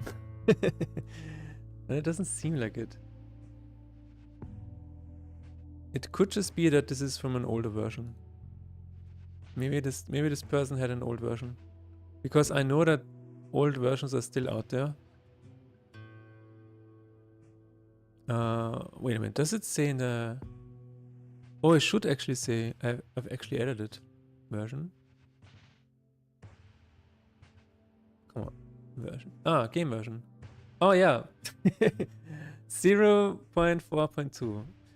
You know what? Thank past me for adding the game version to the save file. Thank you very much. So this is a non-issue. I can just ignore it. Nice, it is fixed. And I guess this is, yeah, this is the same. People should not play the old version. Just get the new one, please. Please just get the new one. Okay, this is a different one. Get total text or car. Ah, this is actually what we fixed today. This is what Pamela had. This is fixed. This is fixed. Try add carrot. Okay, yeah, this is the form issue. Also form issue. Form issue. That's really unfortunate that there's... okay. This is a new one. This is a new one. Statistics when I fixed up the save meta statistics. Save to JSON file. Apparently it is a sharing violation on path. Whatever that is. Some kind of file access problem. But I don't think I can fix that. Because I'm just calling a Unity function to write the text. And if it doesn't work, then it doesn't work. I could probably catch the error and then try again, but I don't know if that's necessary. It just happened once. It happened once in how many runs? Okay, this is the font issue again. All done. Very nice. Okay, we have a splash screen, reset pause screen. Is this also an old version? Because this seems like an old version. That is a big problem with errors like these. I'm gonna take a look, but I think this is the error that I already fixed. Reset. Pause. Okay, wait a minute. Is this here or here? In splash screen. Okay, so this is definitely here. Alright, so then we can say if card game manager is null, return. If card game manager, no. Universe master is null, then we will return. And if pause is null, then we also will return. Yeah, so we are really safe now, hopefully. And it should no longer occur. I don't know how it happened. It just says invoke movement next, and there is no other stack trace. Oh, it's in hide splash screen. Okay, hide splash screen. But I don't see why this could be a problem. And if this doesn't work, then that's fine. Reset will, yeah, this is fine. Alright. I think this is fixed. Let's see if everything is still working and not broken now. Because that would be a disaster. I want to think that people leaving reviews in non-English means that localizers did a good job. I would like to think so as well. I would like to think so as well. Hello, Max. Max, I should say, because we have a Max already. Max.0. It's going well. You know, I have some bugs that we already fixed. We have added Brazilian Portuguese, which will come in the next update. I'm really excited about this language to be added. We also have French localization upcoming and maybe Polish. Yeah, I think those are the only two remaining. And then maybe I will reach out to more people. We will see. But every language that you add costs around 400 euros. So it's a bit of a... It's like buying booster packs. You can get a little addicted to adding languages to your game. Because it's always nice seeing your game in a different language.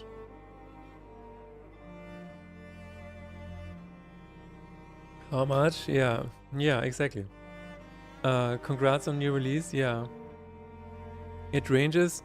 It depends on what the person wants. You know, some people wanted 100 euros. Some people wanted more. It is what it is. Then you cannot really say, well, I paid 100 euro for the other languages. Why do you want more money for this? If people want more, then they want more. That's it. It is a lot of text though, to be fair. It's like 5,000 words. Congrats on the release. Thank you very much, Maxa.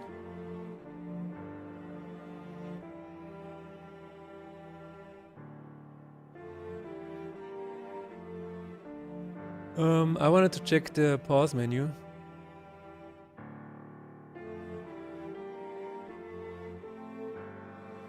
It is what it is. I even had some guy approach me and he was like, he wants 0.08 per word. That is that would be even more. It's like 0.08 times 5,000. Yeah, that's 400. Yeah.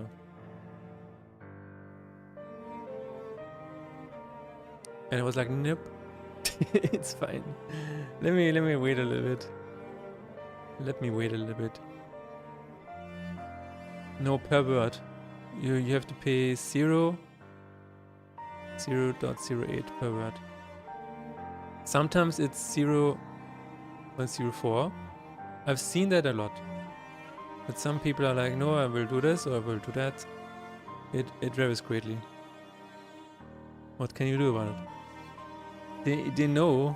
They know. Like if you're in the top Steam languages, they know they can charge. It is what it is.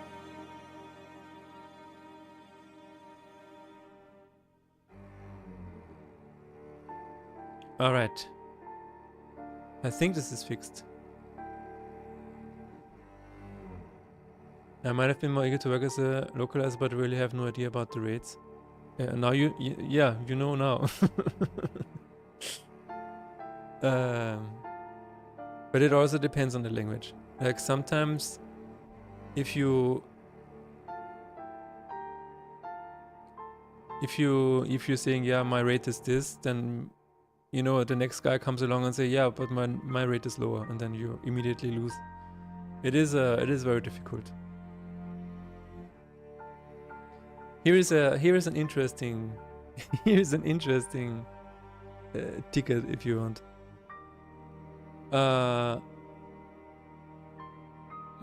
I think this might be Pam actually. So when you have confirm actions,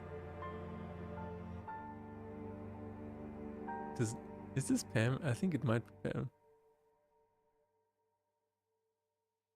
Replacing creatures is a high consequence move. Yeah. Okay.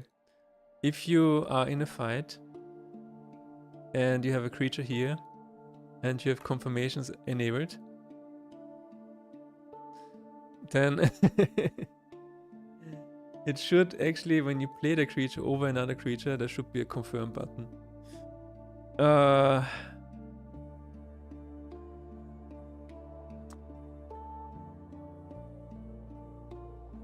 I don't even know how I would approach this. I guess it would need a pop-up or whatever. Where it's like, are you sure? I don't know. I could probably try to, like, usually the... Okay, I also want to fix this because it's driving me a little bit crazy. Usually the confirm button always appears right above it, above the action that you want to do.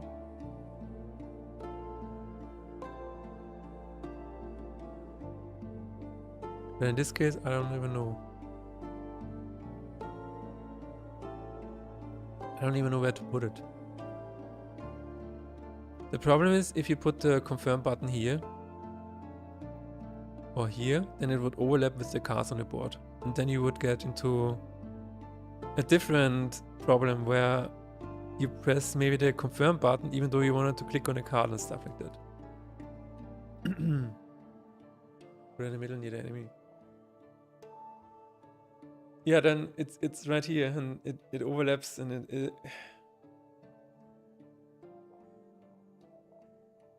So if you have this action, basically what they want is click this, click here, or actually just drag, and then you want somewhere to have a confirm button. Yeah, just exit if you want it gone. It is not that easy, unfortunately. The problem is that you cannot just put up a pop-up, because the way this works is it's not like in web development where you can just display a diff or whatever and everything in the background works. Everything in the background will keep working. So you have to consciously disable the buttons in the background and stuff like that. That is why this is a bit risky. Or spawn a button right underneath the cursor, wherever it is. Yeah, again, if you do this, it is a good idea. This would be the most logical thing. Like if you do this, then the button would appear here or somewhere, right? But I would have to consciously disable all of the other buttons, maybe make a new menu, and that could actually lead to a soft lock. That could lead to a soft lock. But yeah, that would be the solution. Just like a mini pop-up and everything else is deactivated.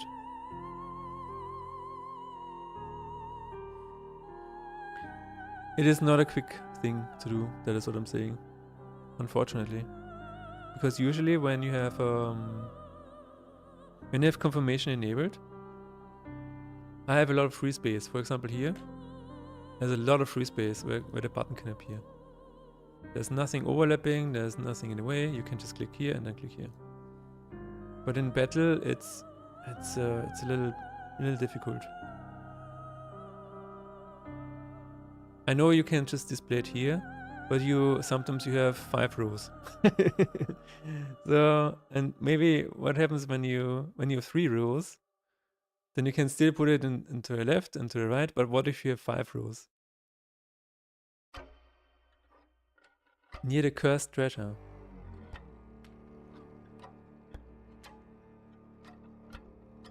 It's too far away. It is not context sensitive. Then you're like, where's the confirmation button and everything is locked? I think you know what? I think it just has to be like a small pop-up that just is in the center everything else gets deactivated. It needs to be a different menu, and so that nothing else is working. And you need to really say, hey, do you really want to do this? Yes or no. Or just confirm it. You need to, no, you need to actually be able to say no.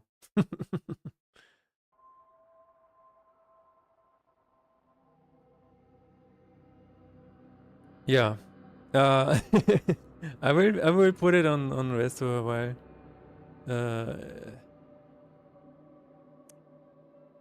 Let's see. I just wanted to say that this is actually an interesting take, because you cannot just put it anywhere. It would just overlap with everything. And I will have to make a new system for this. This is what I'm saying. Okay. Next is a really interesting one. Damage taken procs before damage is actually taken. Yeah. We're going to make a test scene about this.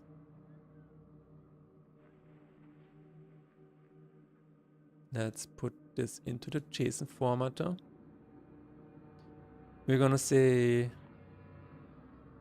turn past. No, L above. On L above, we will say on creature, no, on damage taken.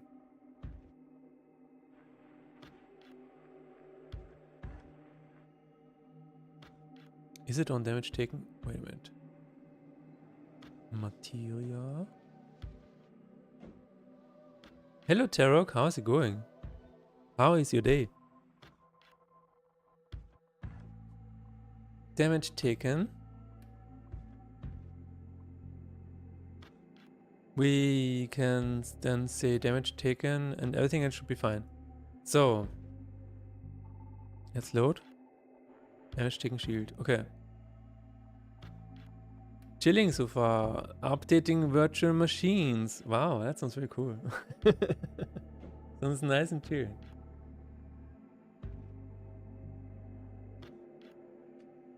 You have the Arc Creator icon, don't you? Arc Creators launched 2025. How is Arc Creators? I've seen a video by Video Game Donkey and I'm like, what is this game?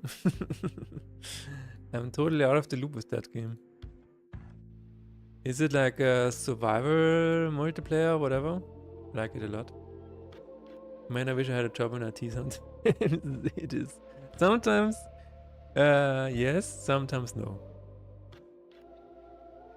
Too bad you don't have the education.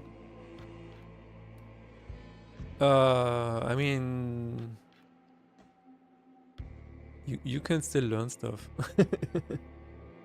Okay, move to Switch. Hello, Cornet over on Twitch. You made the switch. It's like an extraction shooter, but with lots of quality of life fixes and community goals. Nice. Community goals. Ooh. That's really cool. Is it always PvP enabled? Because it sure looks like it. So when we have this damaged,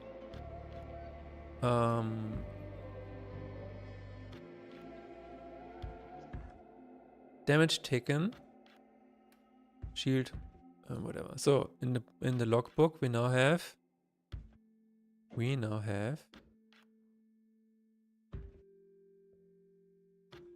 damage taken. Damage taken, casts 5 shield. So this is still before, right? It hits for 7 physical damage, even though it had 14, and that's because damage taken procs before damage is actually applied, which means it got shield and it got healed before the damage. And now we want to turn this around. We want to say damage taken is actually after taking damage. So it might make more sense. Yesterday was a... what I like about it is the game has open comms. Okay, yeah, that's cool. Based on proximity chat is what this is called. Yesterday was a was a patch. New map got patched in, and players have to donate resources to excavate a new map. Oh, that is really cool. That reminds me of the events in Final Fantasy 14, where you had to unlock new parts of the map and stuff like that. That was really good times. I'm learning all the time. Like I have to A wealth of experience working with PC. It's just that IT jobs usually want you to have a degree, not just the word I can do this and done that. Yeah, that makes sense. It might be old school, but you can get A plus cert, have an IT degree.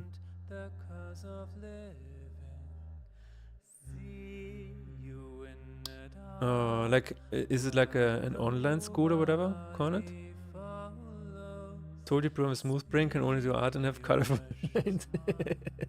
You know, I was just trying to translate what you're saying, and I'm like, oh yeah, you're talking about proximity chat. Yeah, that makes sense. Is this mother singing? Yes, this is my singing. I don't know if I can get that stuff all that easily here, man. Maybe I'm a library scientist.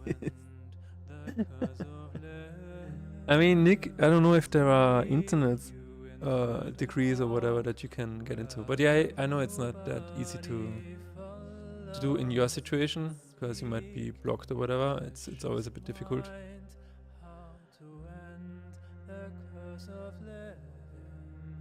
Okay, on damage taken, I'm just gonna look this up.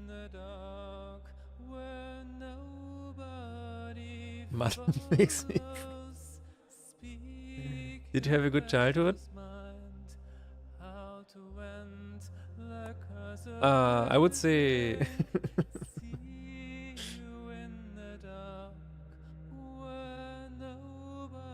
I was bullied. I was beaten. My parents divorced, and at one point I almost wanted to kill myself. I say almost, but yeah.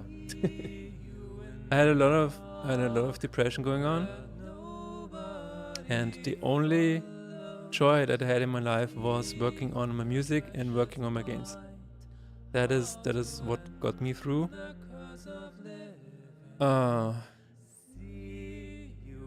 It is when I think back, my mother was working her ass off that we have food on the table, and I thanked her now, but I did not thank her back then. It was quite a weird time.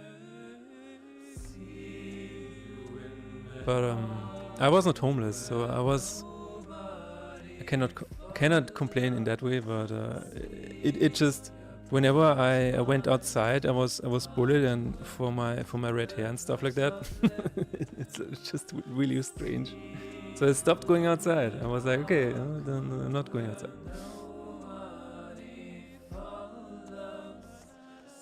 Are you in a very IT staff place? Yeah, Nick. Well, I mean, that's why I want to say if I want to dip myself into learning game development for real this time with no pressure and only doing for myself.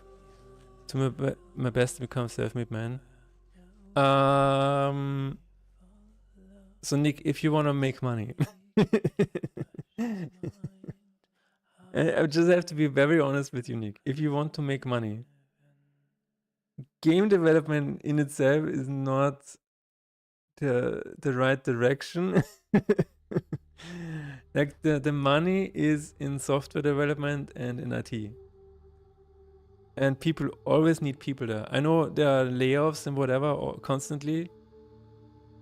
But and people say, yeah, AI is going to replace people or whatever. But I personally think people, like companies, will always require people who actually know what they're doing. Game dev and mods can be a gateway to meeting cool people. That's true. I met Cornet Hero here because of Halfquick. If you want to make money, Nick, we need consultants. Yeah. Like I have friends who work for Amazon, and all they do, I mean, it's a lot of work, but all they do is consult other companies on how to get their projects into the cloud, into AWS. It is not an easy job or whatever, but that is, you know, that is what people are needed for. I got my first playing game from working on a UT2K format, yeah.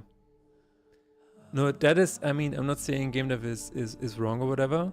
Actually, I mean, game development can be a portal into software development because you actually get into coding and stuff and into project management and whatever. But it is we had this discussion in the Austrian game dev Discord recently where making games is just so difficult because it's I don't know what was the term again.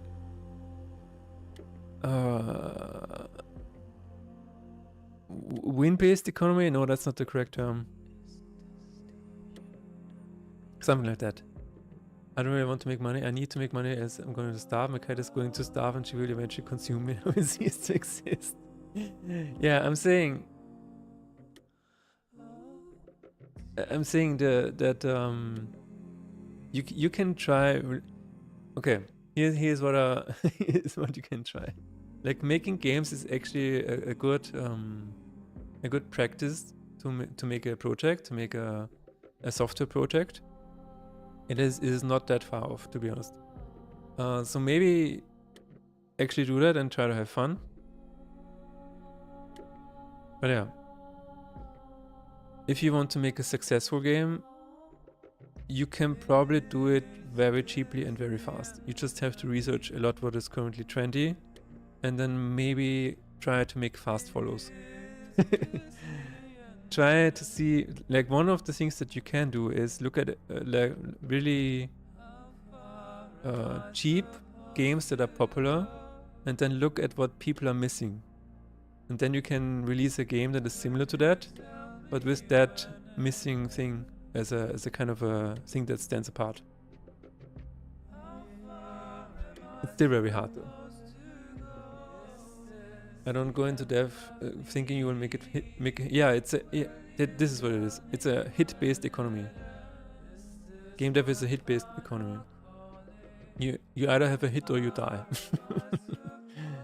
Microsoft is deprecating some services to 2027, so we have many customers with on-premise solutions. They have to migrate to cloud in this time frame, so we are in dire need of consultants. Wow. Yeah, see? This is something that is happening. And then they will run out of money and will deprecate the services that are in the cloud and have to migrate to on-premise again. then you will need the different consultants. I doubt I'll make it hit, but I went 2 months to start making stuff. Writing a book also won't land me an instant hit, but I will still need to do it. Stop. Don't give them ideas. It's okay. Shh. It will give me an experience to look for where I can apply for all the skills I have, hopefully eventually. Yeah. Work on something like Pico 8 or Godot where you can quickly prototype. Conrad is right. Pick something that allows you to work very quickly and where you can find a community that will take a look at what you're doing. And that will get you connections. I have game dev courses for Godot that I need to go through. Nice. Sounds really good.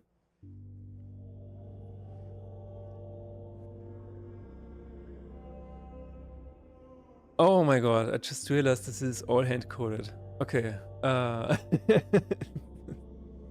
Maybe I will not change this. Oh my god. In this case, you have Celeste and Slipways. What the hell is that? Do I want to Google it? Slipways on Steam. What is that? Weave isolated plants into a vast trade empire. Hatch plans, research game-breaking technologies. Cool. Still with time for lunch. Try the endless possibilities of a space crunch strategy game in 60 minutes flat. That is a pitch that is to the point. It's hard. That is a really good pitch. Damn. Oh, that is a game that also started as Pico 8. Oh, I knew about the Celeste version. That's true, but I didn't know about this one. The Pico 8 version was very addicting. That is really cool. Celeste might be close to something I would be looking into. Let me, yeah, you can do that, but let me give you a fair warning. Jump and runs are very hard. But you can do it, you can do it.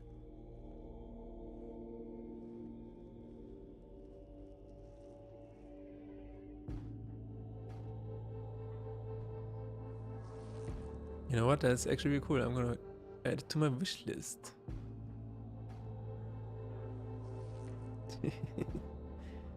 The on damage taken thing is a bit weird. I would have to change it all to below it. And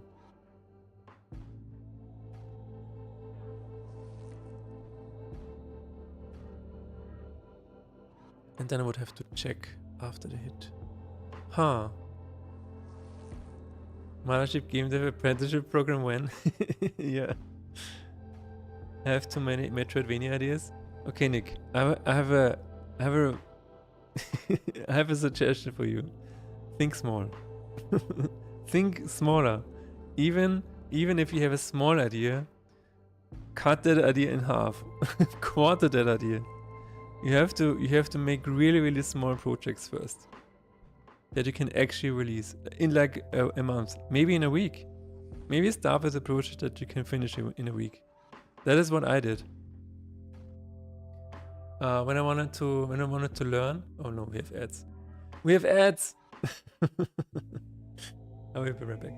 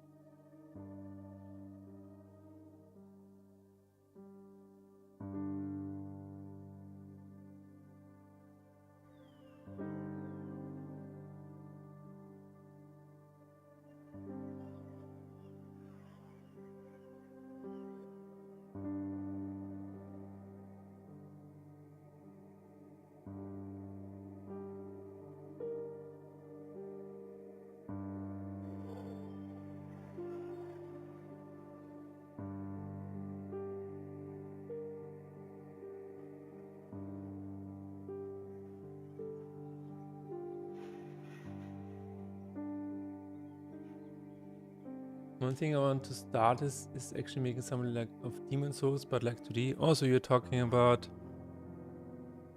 Oh my god, what was the name called? Blasphemous.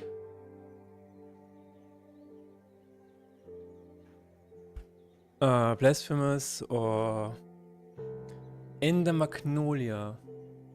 What a great game. Japanese gamer, what? Eye drops? How long were you working on Half-Quick Aiming though? So I worked on Half-Quick Aiming. Half-Quick took me about took me about 9 months, I think. Halfway Amen was about 1 year. That's happened. That's how it happened. But if you think about it, what I did before, I made small Counter-Strike maps. No, actually, I started with small Half-Life deathmatch maps. Then I made small Counter-Strike maps. Then I made, every now and then I would start a single player game. Half-Life single player mod. But I never actually finished it. I know what I said yesterday, and I finished a project.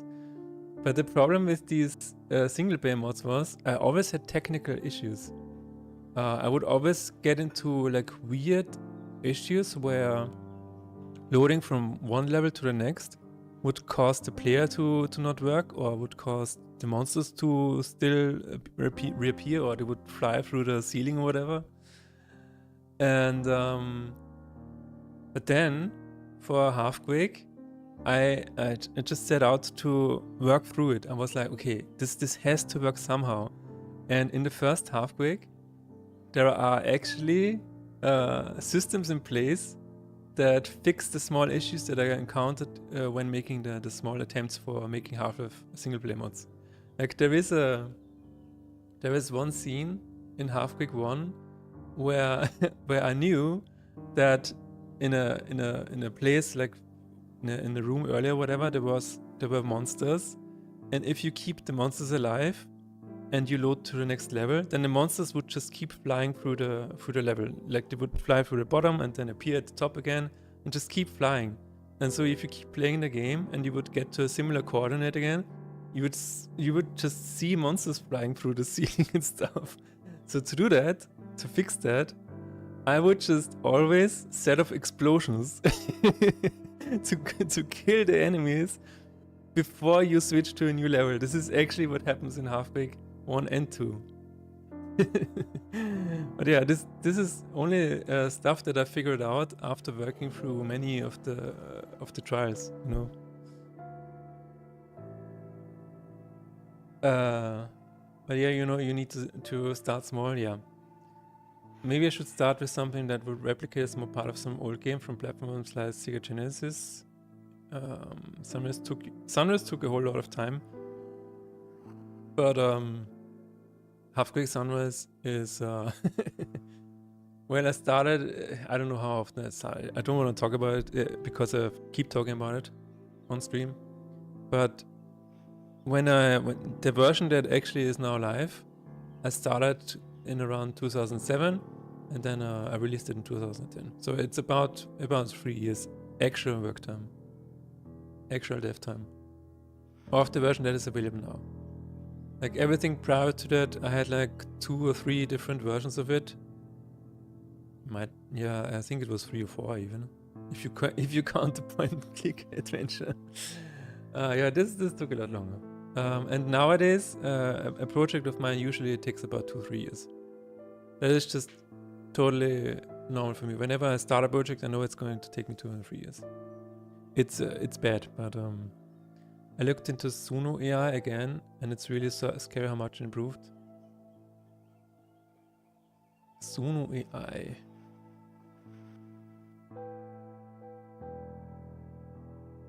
Oh no, this is, oh no. Oh my god. Ah.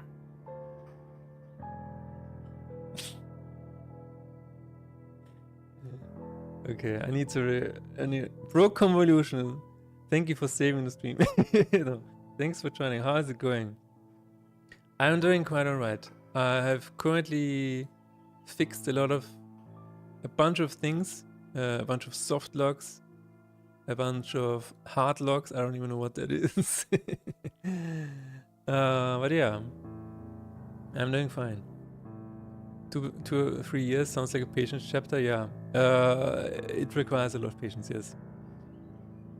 I'm falling. Thanks for the insight. Super interesting. Yeah, I like talking about this, obviously, because I think about, like, I always note down the time that it takes me to make projects, so I know the exact time that each project has taken me, even getting better tournament, whatever. I want, you know what, Nick? I think what you, I challenge you to something. Nick Sinali challenge. Make a Pong clone in Godot and then share it with me, and I will play it on stream. That is the challenge to you. It needs to have a bit of an AI on the right side. You can steer the pedal on the left side. It needs to have a score system. It needs to have a death screen. It needs to have maybe a win screen. I don't know. If you do this, I will play it on stream. Because there's no getting out of it. I'm sure there are YouTube tutorials that you can follow. And yeah. If you can make the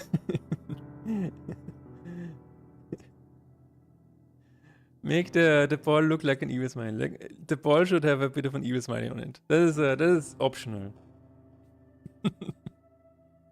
That is optional.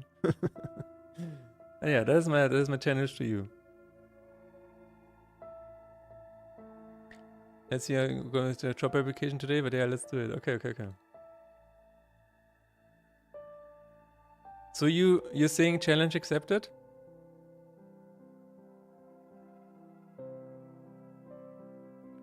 Do you accept the challenge? But yeah, about the generated music, I think there was wasn't there an AI generated music track from an AI generated artist? Wasn't it like in the top 10 charts recently or whatever? Challenge accepted. All right. Challenge accepted. There you go. I think there was a AI generated music in charts.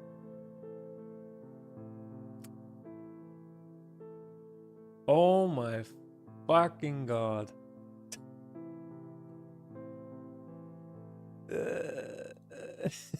Ja, I love top Spielberg and Spotify chart as synthetic music spreads. No. Oh my god. The 3 songs generated by Alphagen's top music charts this week, reaching the highest spots on Spotify and Billboard charts. No. Oh my god. Make a screenshot and frame it. You can take a screenshot and frame it, yeah. There you go. That is crazy. I played around with it and it's scary on how quick it works. No. You can kick rocks if you don't like it, like how I talk. Read the lyric from Walk My Walk. No. That is so... let's see what it says. 3 songs generated by artificial intelligence. Top music charts this week, reaching the highest spots on Spotify and Billboard charts. Walk My Walk and Living on Borrowed Time by Outfit Breaking Rusts. Top Spotify's viral 50 songs in the US. Which documents the most viral tracks right now on a daily basis. A Dutch song, We Say No No No to an Asylum Center. An immigrant anthem by Broken Veteran that protests against the creation of new asylum centers. Took the position in Spotify's global version of viral chart around the same time. Bacon Rust also appeared on the top 5 on the global. That is insane, dude. That is fucking insane. They get what they ask for, the sad state of the world. Yes, Spotify is the devil anyway, they're gonna capitalize on this so hard. Now that I just think about it, you might be right, yeah. Nightcore needs to step it up or give away Slurmcore. A new genre of music. Oh my god. There's your issue, Spotify. Do you think this is only Spotify? Do you think this is only Spotify? Good thing I don't have access to Spotify. I don't believe listen counts from the place. Oh, maybe you're right.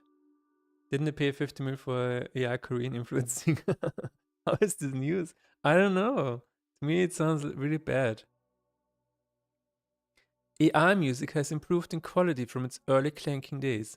As part of its study, DISA surveyed 9,000 people in 8 countries and found that 97% could not distinguish between AI-generated music and human-written music.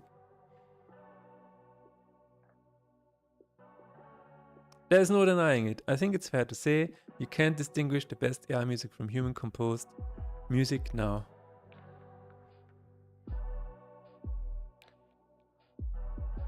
Fuck all of this. That's crazy.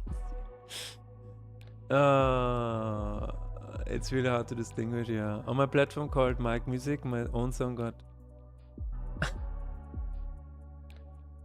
I see what you're saying.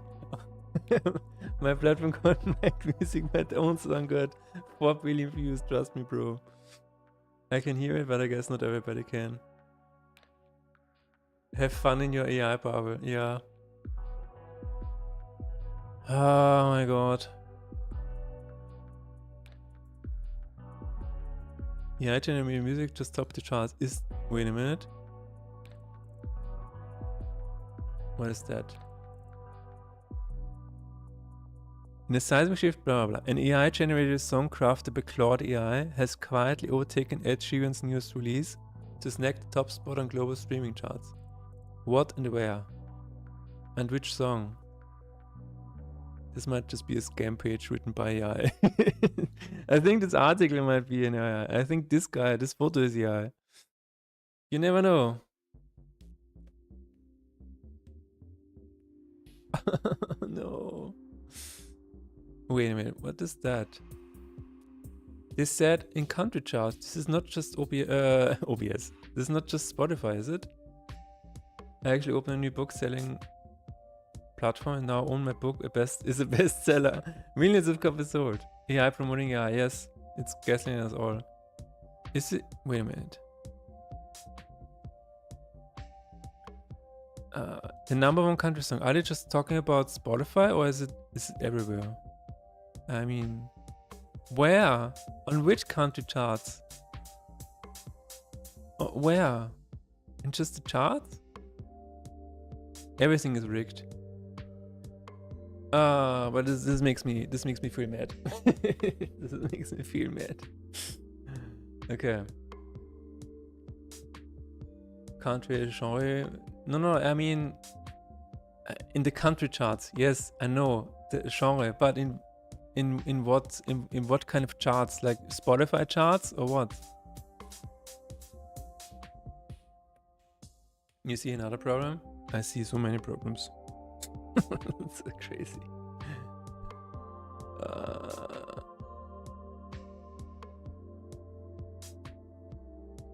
I know what country music is. I'm talking about in which charts was this #1? Are we talking Spotify only? Are we talking which charts are we talking about? It did not actually said where. It just said in the charts. Yeah, but which charts? In the completely made up charts of what was it called? Mike Music, I guess. The AI is getting so good that I won't take long. Is that USA? Is it just the USA charts? Okay, that is a big shit then. I won't take long before people are using AI to write a song for them and just recreating it for themselves. Yeah. Humans are troublemakers and like to make their own lives miserable for themselves and the others. I mean, that's true. Beep boop, I'm a cowboy. Clink clink. You can tell AI arts, yeah.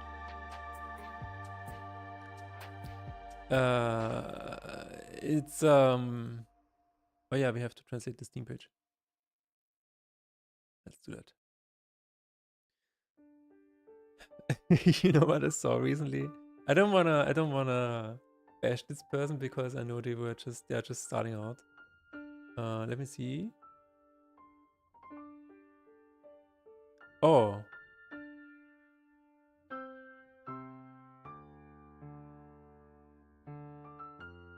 closes at 7.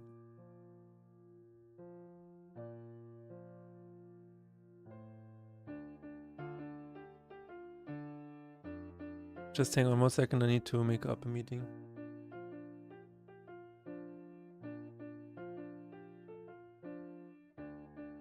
Okay, I'm sorry about that. There was a AI generated image that I wanted to show you. I don't wanna don't want to where is it? Where is it?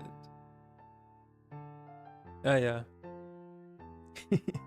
I don't even know how to show this. Oh yeah, yeah, okay.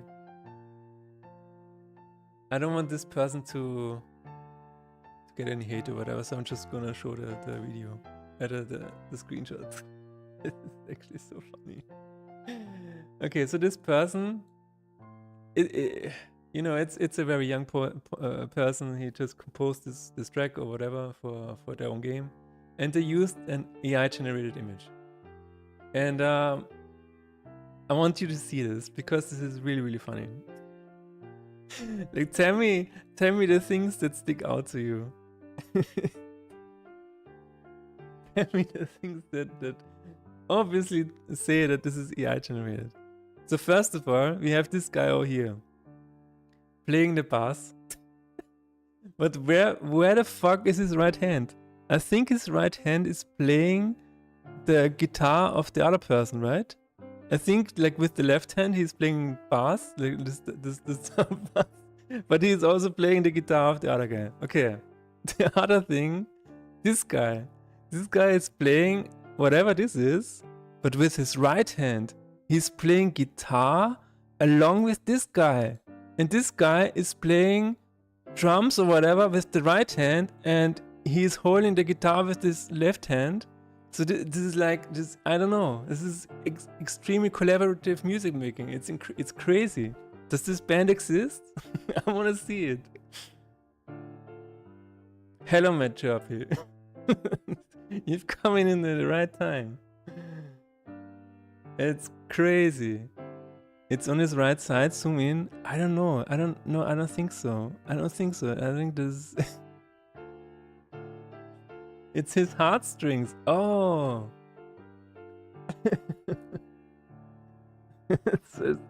It's just like, also, I don't know if this is supposed to be a man or a woman. It just seems a little, you know, I don't know. It just seems a little weird.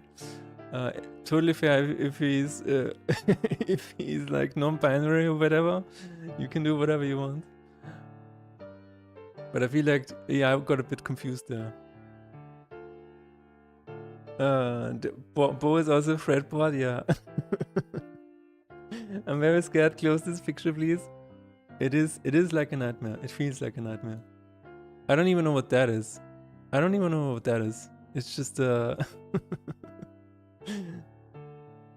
let those very real people have some fun playing totally realistic instruments. Okay, you're right. You're completely right. How is it going, Matt Trappy? How is your day? How is your game coming along? You guys should definitely check out Matt Trappy's stream whenever I'm not here. He's a really cool guy. He's a really cool game dev. At least as entertaining as me. Maybe a little bit more. Maybe it depends. It depends on the day. People are using this shit to learn about period closing and stuff. Really? Oh my god. Yeah, it's I don't know. This person just wanted to have a picture for the song, and I guess they're just starting out, so I didn't want to. I probably should have said something, but it was in a public Discord and whatever, so I didn't want to make us think about this.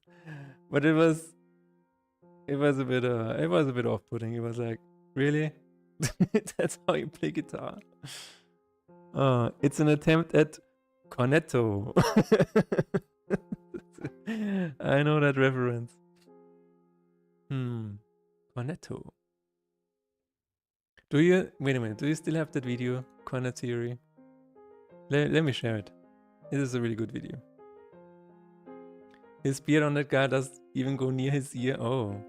Internal screaming intensifies. Dude, I saw this and I was like, I mean, if you see it in a like small, you're like, oh, this looks cozy. This looks like somebody painted it or whatever. But then you open it and it's like, no, this is not. This is actually a nightmare. Oops. 17 reviews and I think it's looking good, man. Yeah, it's looking great. Thank you. You got any feedback on the art? I'm all for it. No one said anything negative about it. It's fine, Lifu. It's fine. Cornetto, the actual real medieval instrument, not the ice cream. Exactly. Oh, I was thinking about the espresso. No, Conrad, you had a video about that, didn't you? Was it espresso or depress or something like that? You had a video about that. That just popped up in my mind. But yeah. I'm just gonna add Brazilian Portuguese. Because I know the person who worked on this did not use ChatGPT. She actually cares about things and stuff like that. I really like people who care, you know? And Matt Chirpy over there, he's a game type who cares. His game is really cool. Shroud of Doom. You definitely need to check out this game. If you like point and click adventures, if you like horror games, if you like black and white, you know, black and white art style, if you know what I mean, you should definitely check this out. Ah yes, the espresso video from Twitch. Yeah, that is what it reminded me of. Convolution. So we are going to have Brazilian Portuguese. I think Matt Chirpy knows a bit about Brazilian Portuguese, right? So he can be my my confirmation reader. I think it's bad because it makes me feel less capable. Nice. One thing that infuriates me is the amount of AI slap YouTube music with cat and dog musicians also holding the fake instruments wrong is crazy. I saw this, I think yesterday or 2 days ago. It was like a compilation of AI generated animal videos where the cat would just play an instrument or whatever, and then the woman would come out of the door and say, "Stop that noise!" And it was like a compilation. It was kind of funny, but it was also like, okay, so this is this is what is happening now. It was a little weird. There's so many, yeah. It is a bit weird. This is desespero. I guess this is despair. I speak European Portuguese, but yes, still have some experience with Brazilian Portuguese. Okay, hold on a second. Can I ask you for 4 words? Just 4 words and see if they're correct. Hold on 1 second. Was a weird AI with cat people and she cooked her daughter. Then the husband got mad and called the cat police and I was, what the hell? That sounds like a weird dream, man. Okay, I have these 4 entries here. The first one is, I don't know if you can see this. The first one is the following. Cannot be moved, in brackets charmed. And it says in Brazilian Portuguese, não pode ser movido infecticado. Is this correct? And the second one is the name Death, like actually Death himself or itself or whatever. And the tip here at the bottom is bosses always start with immunity, and in Brazilian Portuguese it would be os chefes sempre comem com imunidade. I don't know if that is correct. It looks correct because Spanish is right next to it. It feels the same. And the last one is my favorite word of the day. The English word is macabre. And the Brazilian Portuguese one, if it's the masculine one, I don't know, is macabro. Do you ever call it Iberian Portuguese? I don't know. Materialized fakeness fits target audience like a glove. The Japanese. Oh no, is the Japanese wrong? Oh no. Oh no.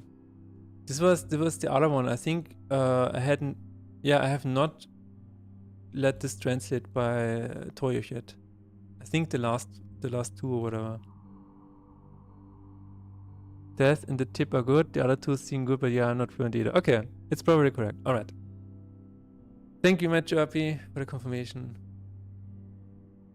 Because the last 4 were not part of her sheet, and I just forgot to send it to her. So I was like, okay, I can probably translate it, and then ask Jerpy. No, that's just what I thought of now. I'm just pointing out the kanjis. I will ask Toyo. I will ask him and say, okay, is this correct? And then he will be like, why are you using Google Translate? Mana sheep. Why are you doing that? He will beat me. Okay, let's keep adding the Brazilian Portuguese text right here. This is the italic text right here. And here we have the header.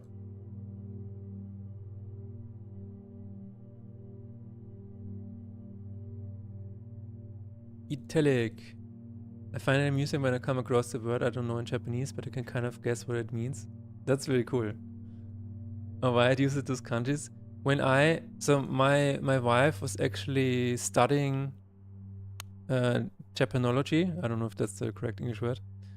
And I would actually learn some kanjis with her, so I kind of understand what you mean, because they sometimes use actual images or very abstract images for the words or whatever. Not words, but you know what I mean. And so you can kind of take a guess by just how it looks or whatever. Or what kind of kanjis it is comprised of. I'm not sure, and I get a lot wrong still, yeah. There were some really interesting things that they could actually like have a mental bridge to remember kanjis and stuff like that. It was just really fun. I would say words is fine. Okay. All right, let's add the artistas y músicos en destaque. It feels like this is a really cool language. Language is really cool. And Chirpy here is a language enthusiast, if that is correct.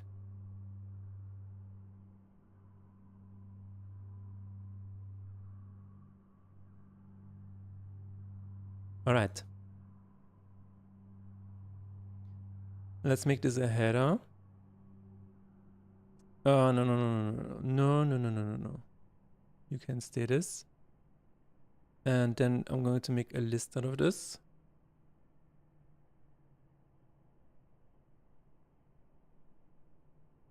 Languages are fascinating. Indeed. Indeed, yeah.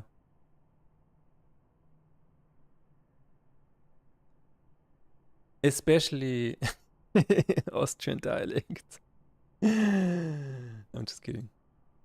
It's just so fascinating that when you realize that Austrian dialect is just a trash language compared to where it comes from. It's just so weird. I'm a bit enthusiastic because I tried learning many languages to a point so I could at least pronounce them. This is Spanish? No, this is Brazilian Portuguese. This is Brazilian Portuguese. I mean, you know. It probably is kind of similar, but not really. I don't know. It's complicated, I think. Maybe somebody, maybe Trappy actually knows more about this.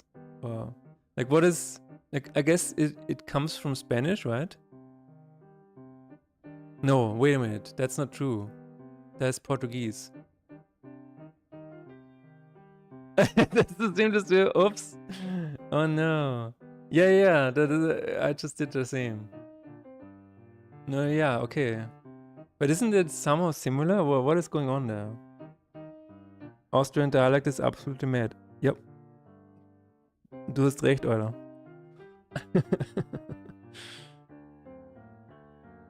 They all come from Latin Old French. Is that the common theme? Just Latin? Old French? But I would assume, so, again, I don't want to offend anybody, but I would assume Brazilian Portuguese and Spanish are very close to each other, or at least they share a lot. Isn't that right?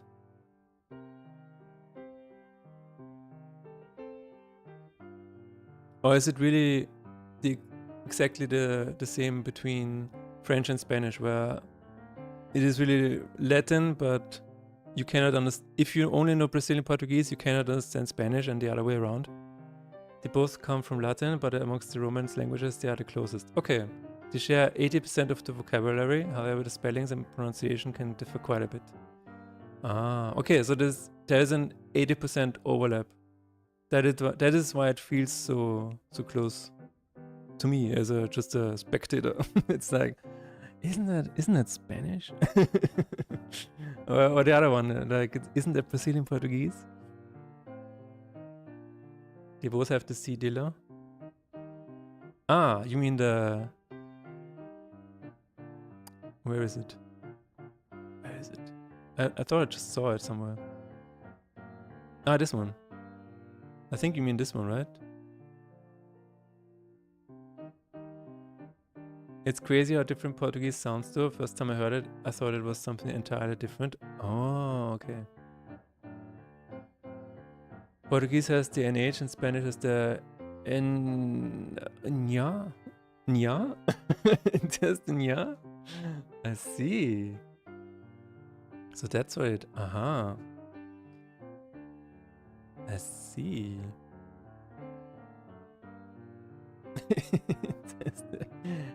It is the Nyan language. Oh fuck! I just forgot we don't have Bongo Cat. That's very sad. That's very sad. I'm not gonna tempt fate today. Madanya? I'm talking off the top of my head. I don't speak this. Yeah. Restart the stream. Shit. He noticed. No. When the fuck noticed. Okay. Select image. There we go. With European Portuguese and Spanish similar to Danish and Swedish, a Portuguese person can easily understand Spanish. Oh. A Spanish person can easily read Portuguese, but might be harder to understand since they kind of eat the words up. Huh. Danish is tasty? Okay. Let me... need to go to the door quickly. Once.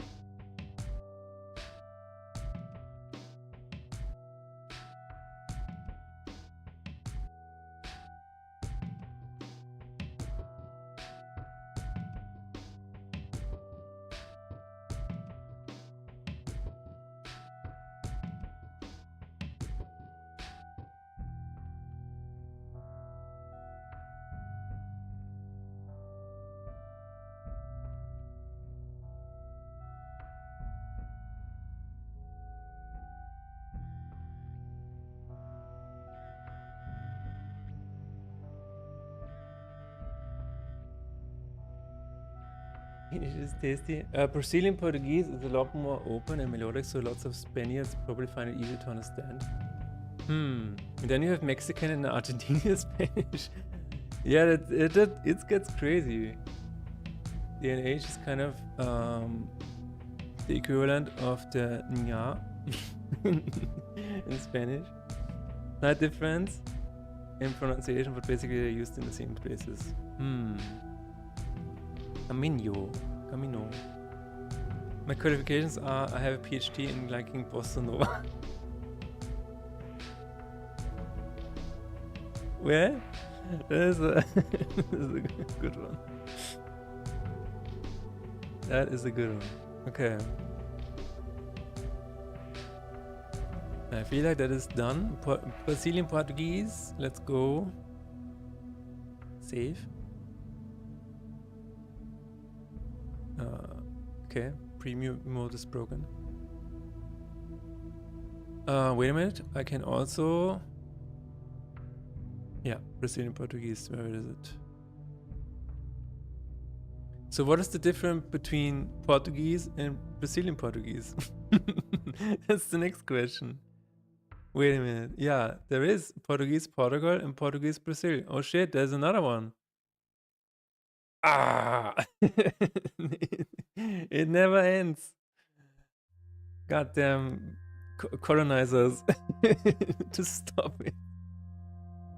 And there's the word suffix tion, which is different in them all too. Oh no. So now I have to translate it into Portuguese as well. No. So what is the difference between those two? Is it a big difference or is it? Or can I check this box too? Probably not. Probably not. I think I actually talked about this to somebody, but I don't remember. Okay, let's just say Brazilian Portuguese. That's fine. Too small? What?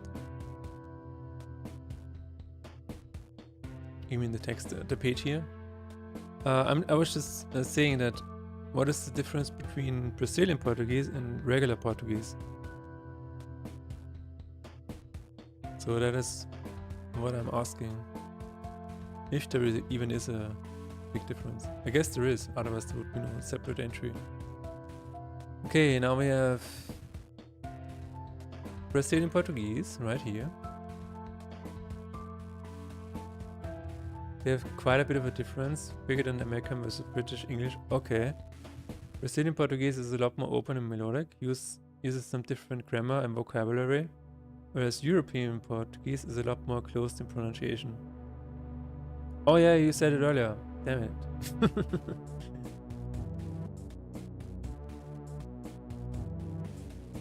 Right.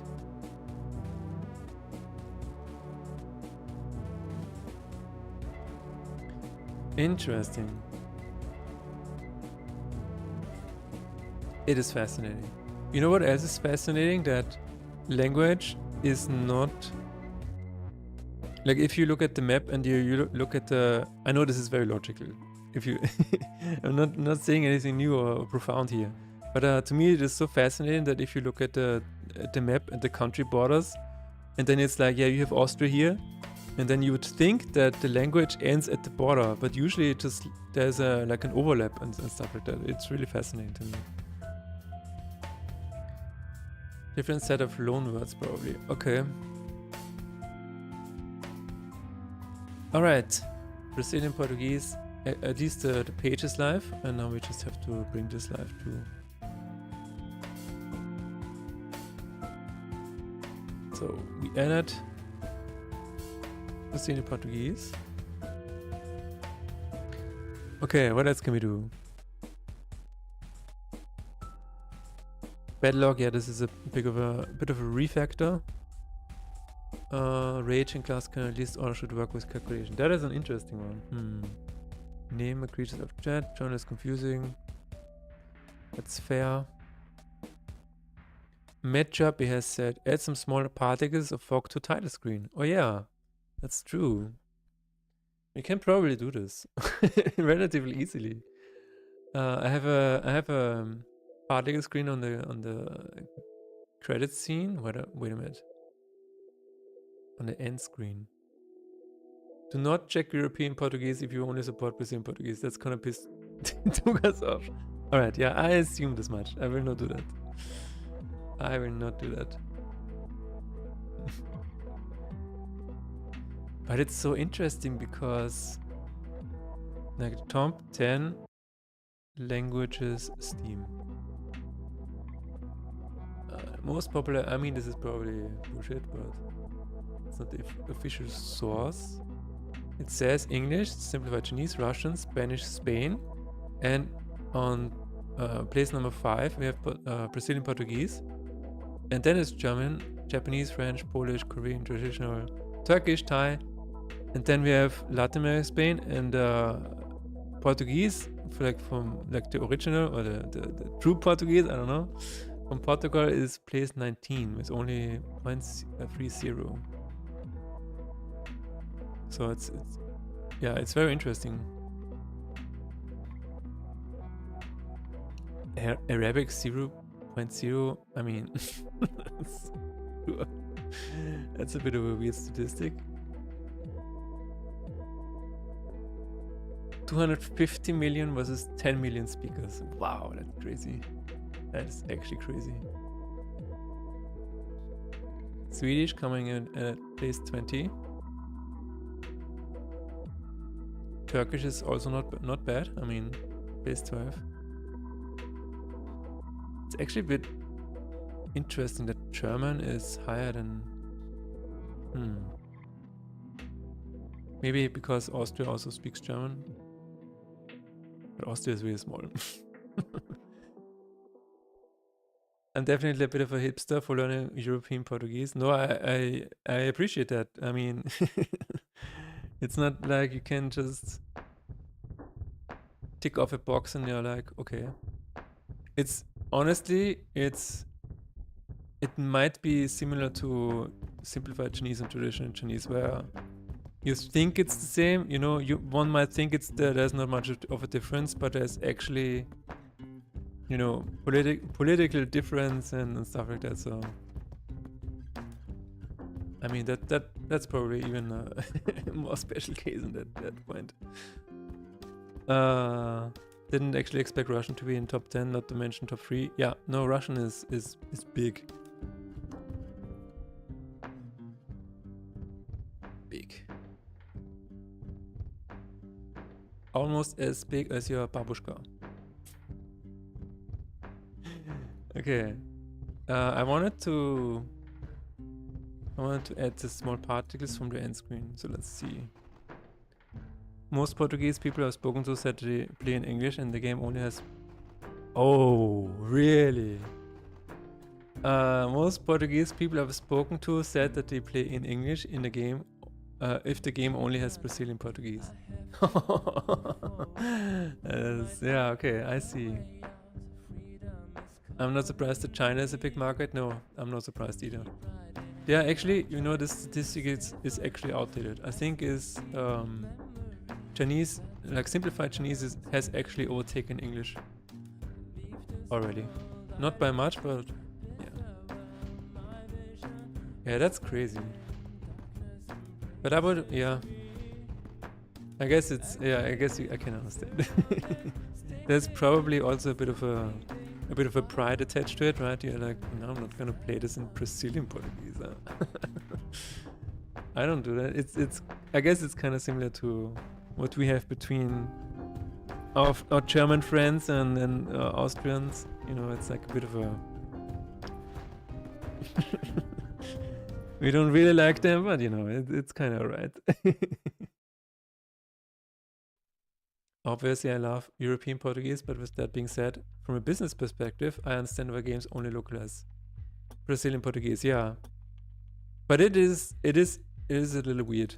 It is a little weird because if you're only choosing the top 10 like I do, because you know, money, then you're also kind of enforcing the language to get more popular, if that makes sense. Like some people say that if you only have simplified Chinese and not traditional Chinese, you're actually making a bit of a statement. It is a weird thing. It is a bit of a weird thing. My language of Mike is the most spoken language in the country of Mike, also the world. I totally see your point. I totally see your point. I got a streamer with 2K viewers playing my demo, specifically because I added European Portuguese. Wow. That was European Portuguese. That is crazy. I completely missed that part, but yeah.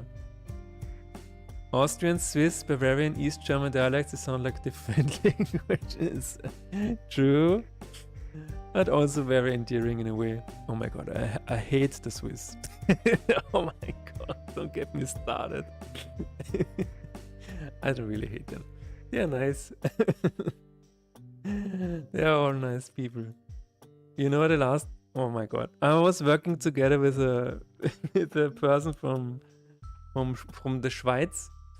And it actually drove me a little insane. Because after every sentence they said oder. Oder? Oder? And I was like, is this really how you guys communicate? Please don't say that after every sentence. Don't do that. It's I can understand what you're saying. Yeah, he was talking German to me, but this was a bit of a tough thing, a tough project. I also got this attention with a TikTok of mine going a bit viral, so I'm by no means saying that just adding European Portuguese means big streamers who play someone's game, just to be clear. Yeah. But it's always like every language that you add, it targets another niche.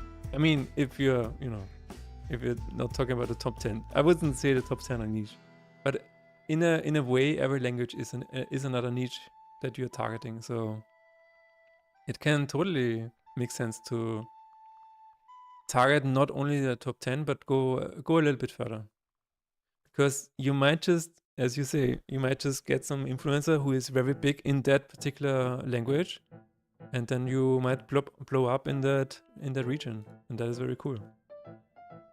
Especially because other game devs do not target the languages lower on the list. In the East we say nu at a way too short interval. It threw me off so bad I couldn't focus on the conversation. Nu? Where does that make sense? And I used to say nu at a way too short interval. Yeah. Then it is probably the same as oder in Swiss. Schweiz. Add constructed languages? You mean the mic language?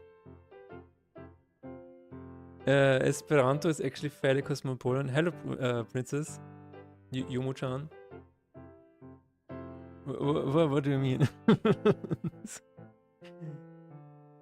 Yeah, especially the mic language.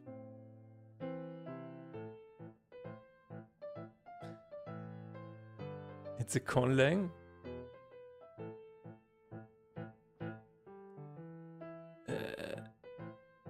I don't understand. it might have gone over my head. But yeah. And Klingon, yeah. Well, if you add like languages that don't have, that are not in the top 10, you might actually get some audiences that will be even more passionate about your game or whatever, just because you added it. Margie will be the conlang dev? No.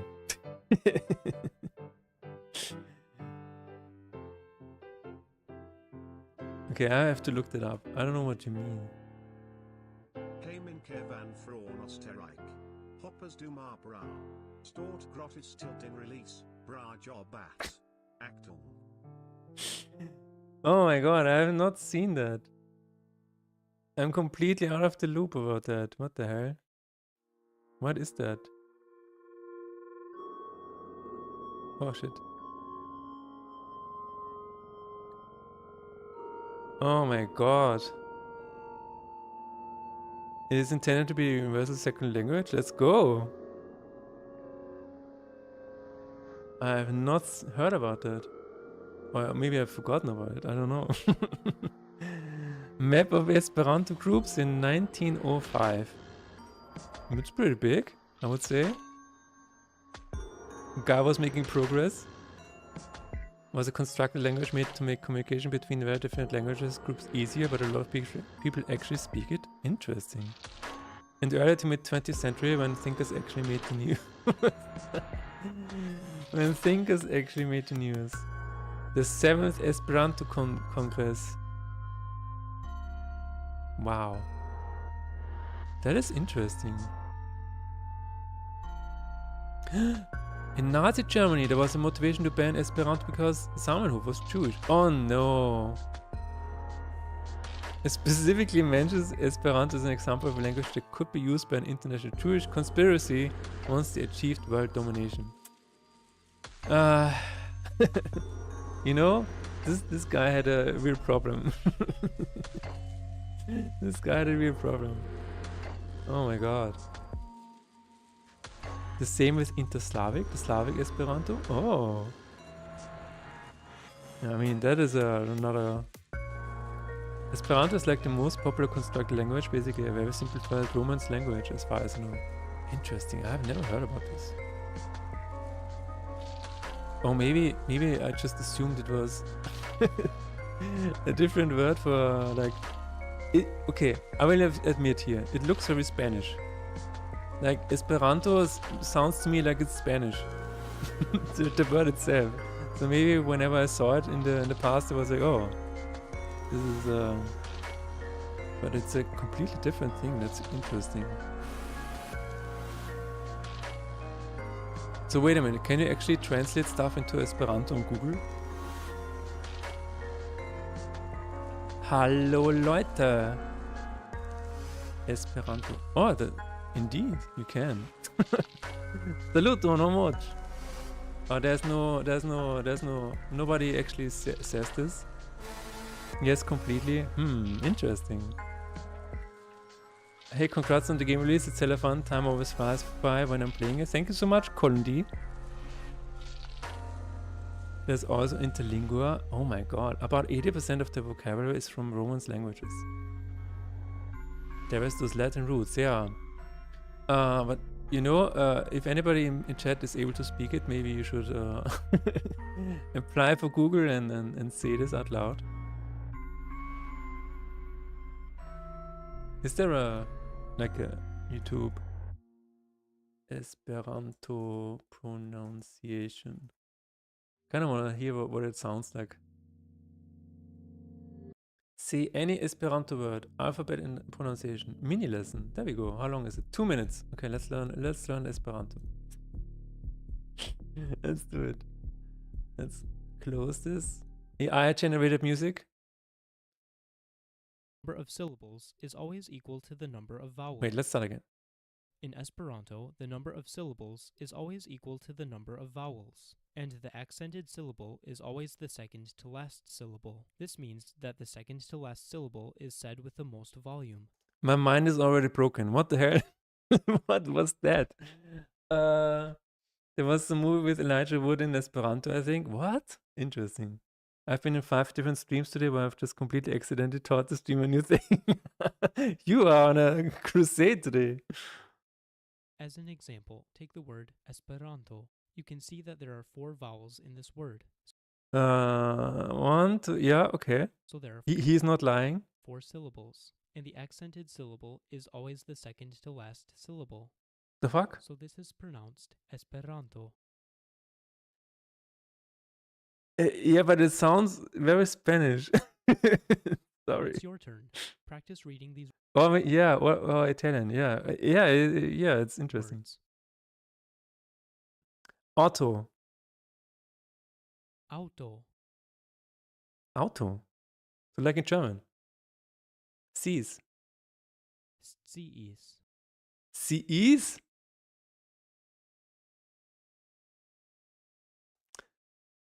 Europo. Europo. Almost. What is that? That, you know what that is? That is the old Elo social media page. That is the old Elo social media icon. There you go. It's dead. Monuyo. Monuyo. Room has 2 vowels, but only 1 syllable. This is basically what they got rid of. Oh, so every vowel is pronounced as its own syllable. I see. Kuiri. Kuiri.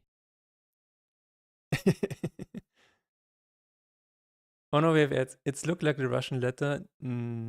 Okay. Maluma. Maluma.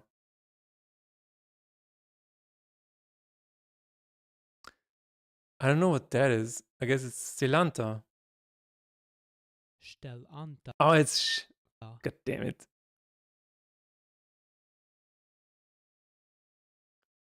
Cielo. Cielo. I nailed that one. Quarope. Quarope. I like it that that doesn't seem to be anything silent. Tranquiligu. Tranquilichu? I don't know what that means. Probably true. Tranquiliju. I nailed it. It was really true. Tiui. Tiui. Nice. I got it. No, that was wrong. Tiui. Okay, never mind. Oh my god. Ilernu. Oh my god. Elernu. Lernu.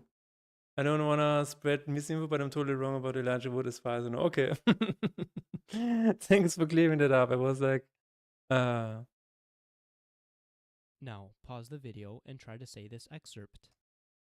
okay, I will be right back. Shit, this is...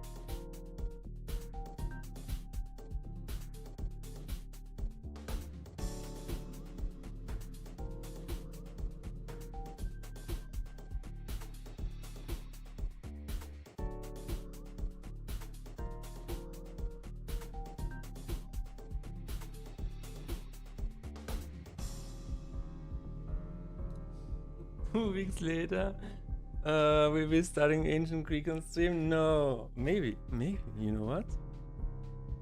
3 years later, Proto-Indo-European added in Spain. Hello Ludwig, how is it going? We are learning Esperanto today. You just played my game, thank you. Guys, the official King Task Beenden is in chat, ladies and gentlemen. Today we're learning Esperanto. I'm actually worried about what will happen in future streams. Yeah, we will see. Yesterday I had my second archery lesson, so maybe I will actually take you on an archery lesson.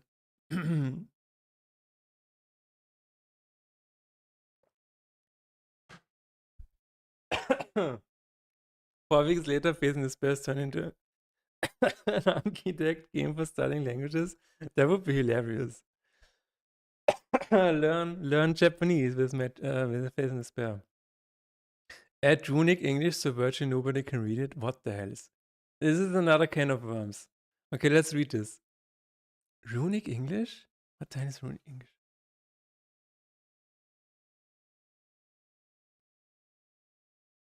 Why is there another rune language? I only know about Norse runes. Isn't it the same as Norse runes? Are you telling me there's more? It is influenced by Norse.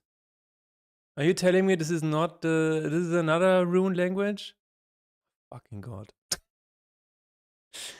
I was just in Stockholm seeing the Norse runes, and I was like, oh man, this is pretty cool. Are you telling me there's more? They took our runes, yeah. Talk off the stream, gonna go into you pretty soon. Have fun stream. Alright, have fun, Nixon, and good luck. Fingers wrapped around. Okay, let's try this. Chiui Homo estas den Naske Liberai. I feel like this, when I speak this language, I keep asking questions after every word. Devus conduti unu al alia en spirito de prateco. When you're done, listen to how I say it. I'm done. Ciui homoi. 2 months later, Marshy will invent a new language and take the world. Yeah, that's my end goal. It's oh damn it. It's probably related though. We Viking did visit England a bit here and there. Yeah. But you were also visited by other countries, right? Estas de nasce liberai kai egalai lau digno kai raitoi. Ili posedas ration Kai Raito, okay. conscienzon kai devus conduti unu al alia en Al Alia. Inshallah. spirito de fratezzo. Hopefully that wasn't too difficult. No, it's fine. What the hell is this though? Oh my god. That's a kind of worms I have to read up on. Oh my god.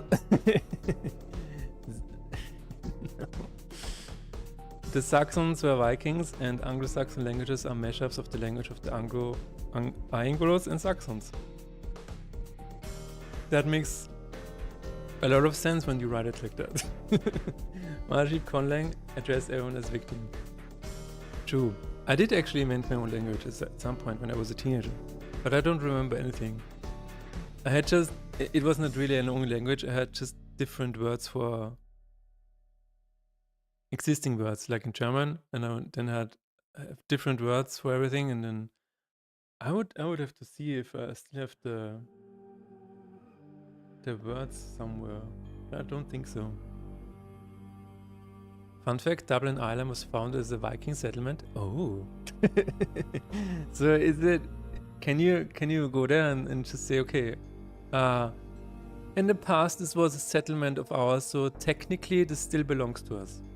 Can you do that? Is it the same that we Austrians could do for Hungary? We could just say, well, in the past, this was one country, so this is a friendly takeover. just shake hands, just do it. They have like Viking museums and stuff. That's really cool. It was.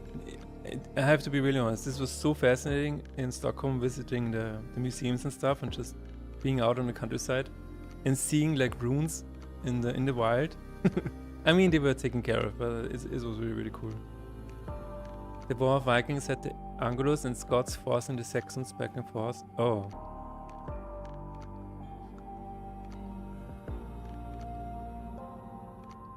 I will go to.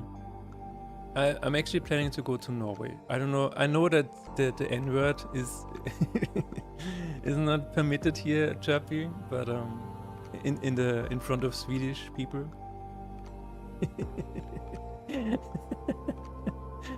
But I will probably go to Norway next. We will see. We will see. Chirpy's like unfollow, unsub, closed up. When will you visit Japan? I was actually thinking about doing that relatively soon. I do want to do that. Can I sleep on your couch? I hate to admit it, but Norway is quite beautiful. You know what? That I appreciate it. I appreciate that you say that despite causing you physical harm. I understand how it feels. It's like saying, "Oh yeah, the Swiss Alps, they're really beautiful." It hurts. It hurts saying that. Oh yeah. Yeah, why not? Are you are you serious? Okay. Yeah, I was actually thinking about going to Japan. Like my wife and I actually want to go there. Are you? Don't dox yourself, but are you? What city are you closest to? If you want to say, otherwise you can just not say that.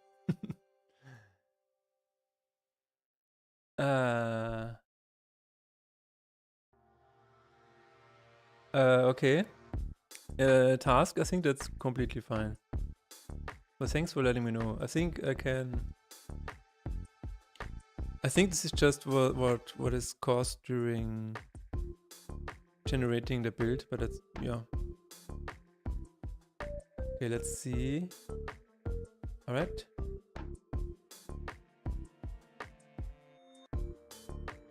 Okay. I have a meeting at 6:15 p.m. I'm close to Tokyo. I live in the Pokemon version of Kante. That's really cool. Yeah, I wanted to visit Tokyo, and you know, my wife wants to be more on the countryside, I guess, and I want to do more of a city trip, or at least explore the cities. We will see. It's very. It's not real at all at the moment. We were just talking about it, but I definitely want to do that. The only thing that I don't like is the long flight. That is the only thing that scares me a little bit. But the real question is, did Japan also get invaded by the Vikings?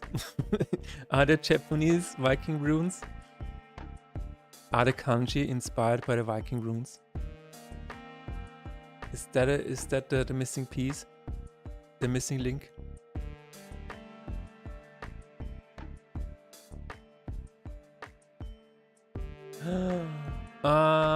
Okay.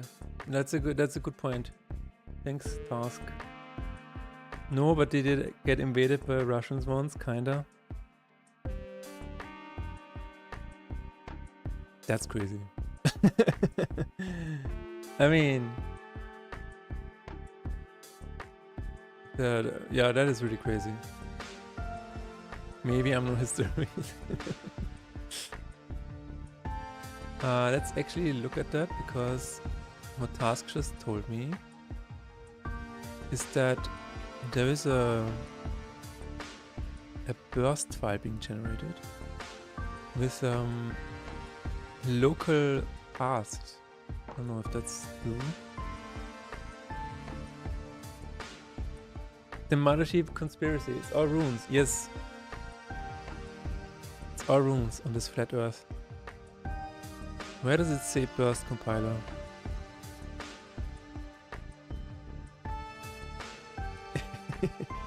It's true. Hello, Divinity.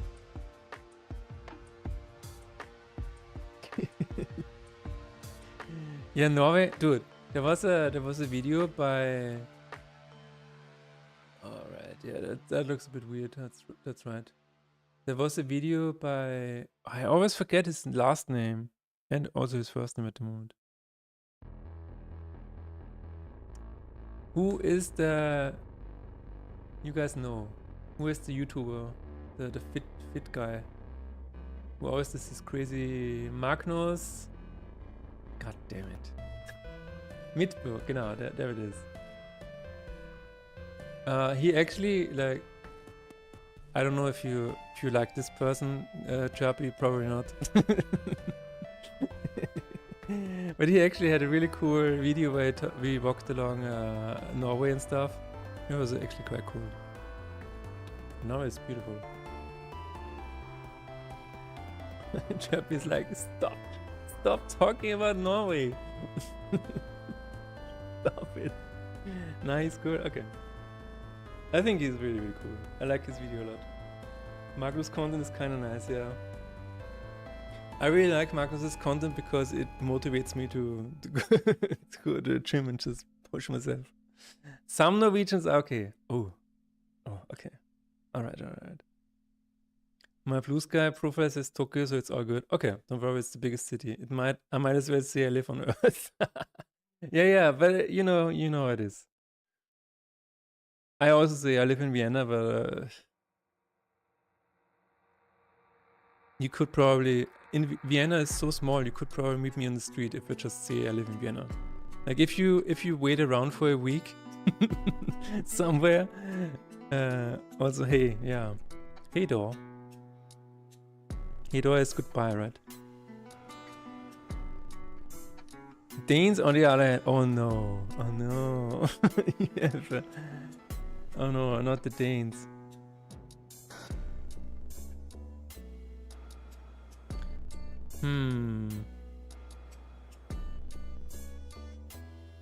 I feel like I have seen somewhere about burst compile messages and stuff. I'm not sure. Hey.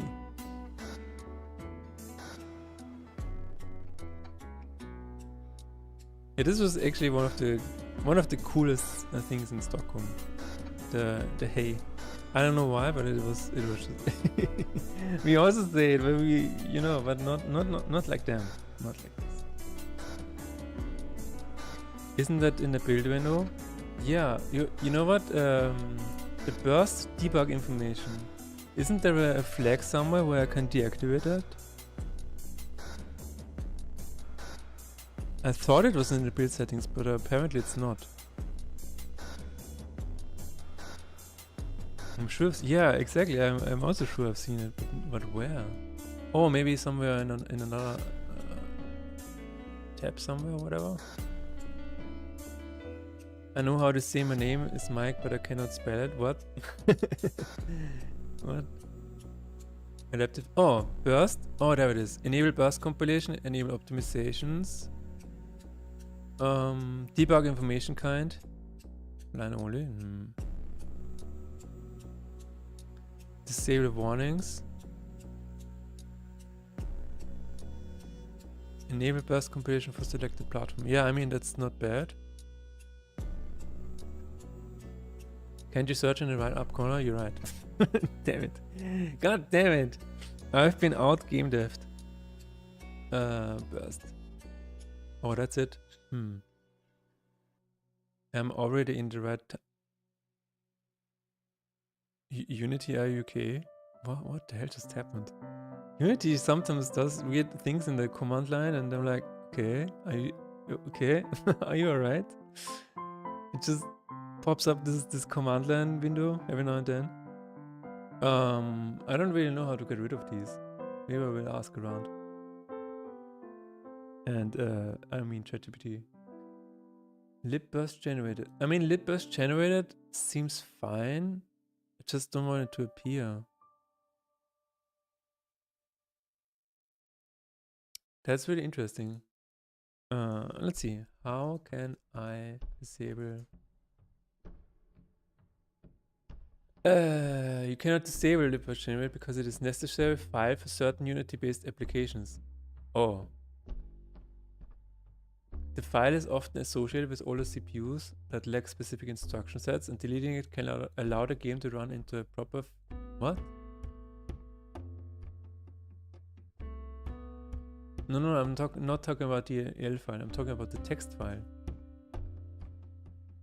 Huh. You can disable the burst compiler. Alright. I guess it's not a big deal. They will know about my past and about my name.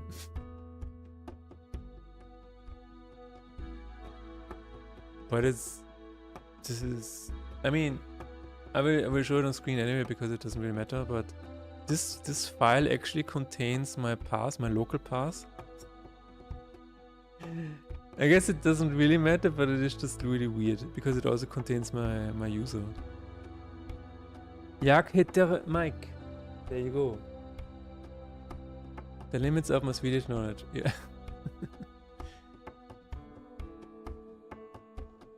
That is just really weird. I mean, I can probably try to exclude it from uploading it, or at least I can actually delete it before uploading it to Steam in my batch file. That is just really strange though. Why would you do that? And not allow some kind of flag for this?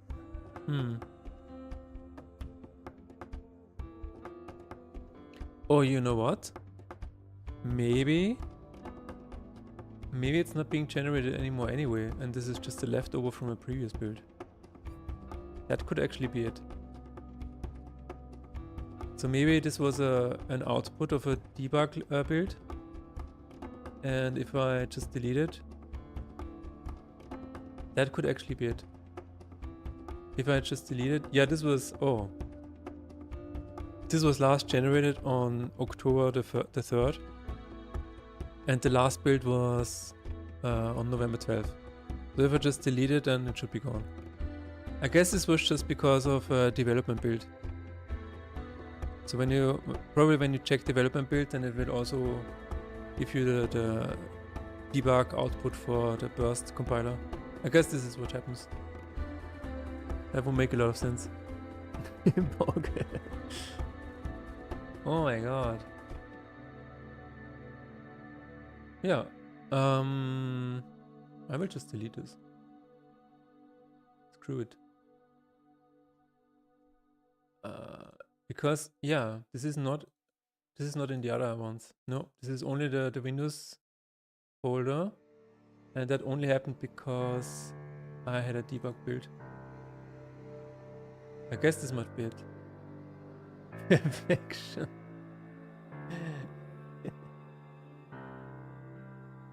There's another one. Yeah, but thanks for pointing it out. That is a little weird. So I definitely don't want that. I do not want that. Cool. I have deleted it in every build folder, so this should no longer be a thing. In the next upload. Okay, what else can we take a look at? I have a weird framing game over. Maybe I can take a look at that. Oh yeah, we can do that. Support control for clicking on Alt-Ts. Okay, that is an easy thing. Was looking for the music files. Did you find them, or do you need help? Because I know somebody else asked me as well, and now I know how to get there.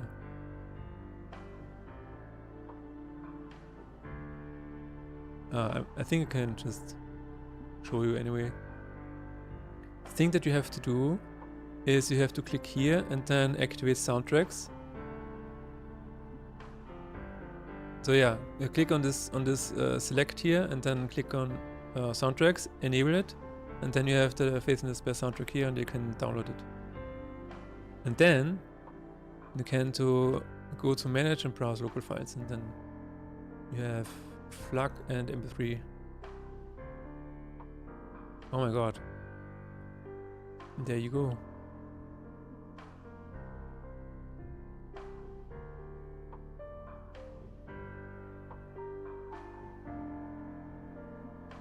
Okay, let's go to an altar of tears. I said, let's go to out of tears. Please respond. I'm gonna tick off this again. Let's go to the beginning.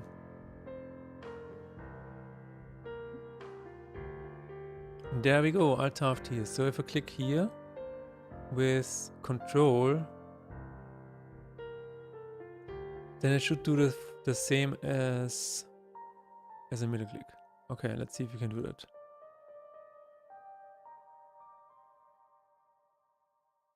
On, wait a minute, what is it called? On action? No. What is it called?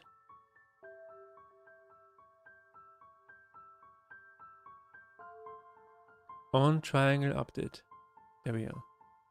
It is a move horizontal. It should be an action. Ah, on fire update. There it is. On fire update.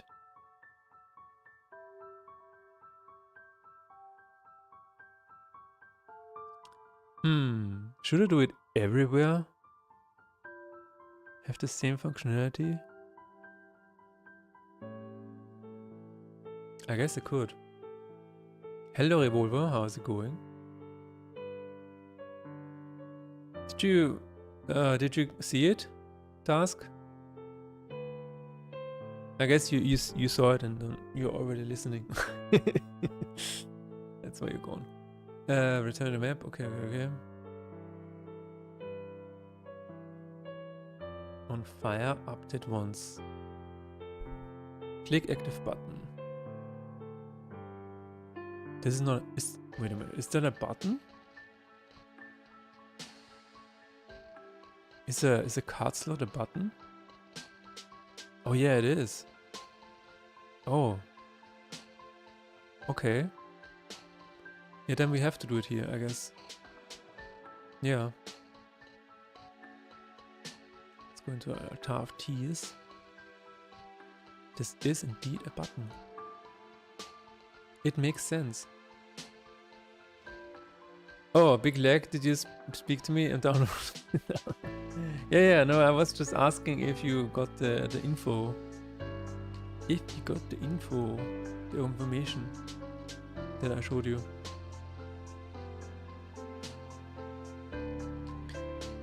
Seems like I would have to do it here. So, fire update once is the same as if. Yep, okay. Right, shift. If I'm getting the control,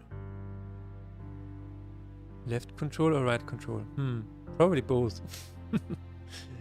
If this or this, why not both? The age-old question. Then I think we will just say on triangle update data. This is hella risky, but I will try it. Wait a minute. On triangle update. Yeah. Jesus. Let's try it out. It has to be intuitive. Yeah, I will support both, because why not? Takes me no additional effort. Just copy and paste basically. But I want to see if it is the right call. I have fire update once, I have fire leave, and on fire up. It's not okay, never mind. Let's see.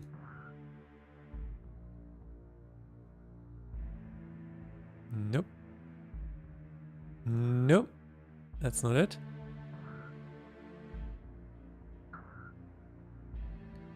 Get key. What does this do? While the user holds down the key identified by the key. Okay.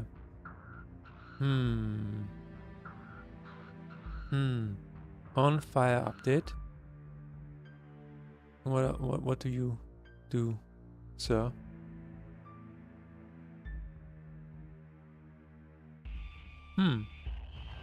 Nothing really.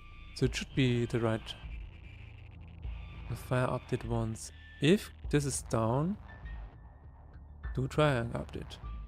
What is the what is the problem here then? Huh? What is the problem? Why does this have two? Okay, never mind. Let's have a debug log. Control. That is very strange.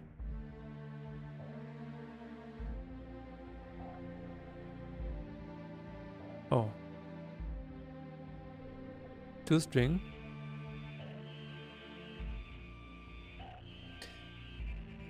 Okay. Let's see.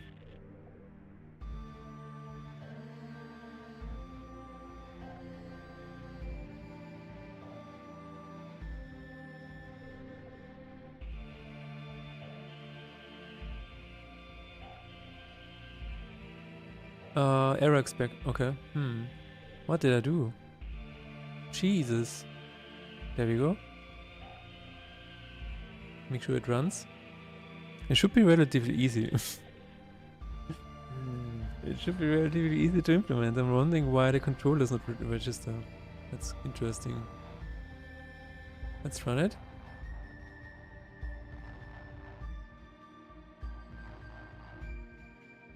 Okay, Cornet, are you still in chat? Because I have a question about Japan. Like, what is the best season to travel to Japan? That is my question. Click. It doesn't do anything? What the hell?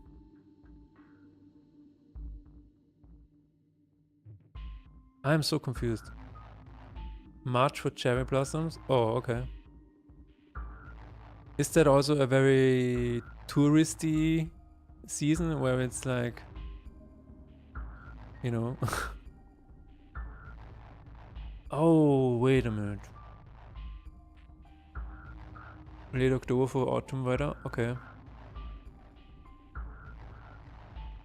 So I guess in March and late October there are a lot of tourists as well. Or is it not that big of a deal?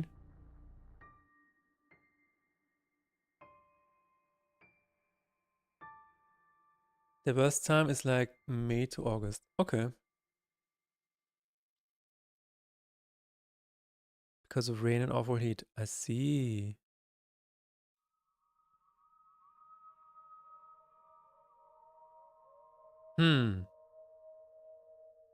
Oh my god. Yeah, I do not want to experience the heat in Japan. Because I already have so many issues with the heat in Vienna. And because we also have a high humidity and stuff like that. And apparently in Japan it's even worse. I guess. It's just a guess. So I do not want to experience that. Nope. Okay, I think what is happening here is that we have a UI button situation. UI button. And in this case, it is not so easy, I guess. It is not that easy. Because we have a on click, I guess. Yes, no. The blossom season will be crowded, but there's nice spots that are less well known. Okay. Interesting. On trigger exit, on trigger enter. What is the other one? Do you not have a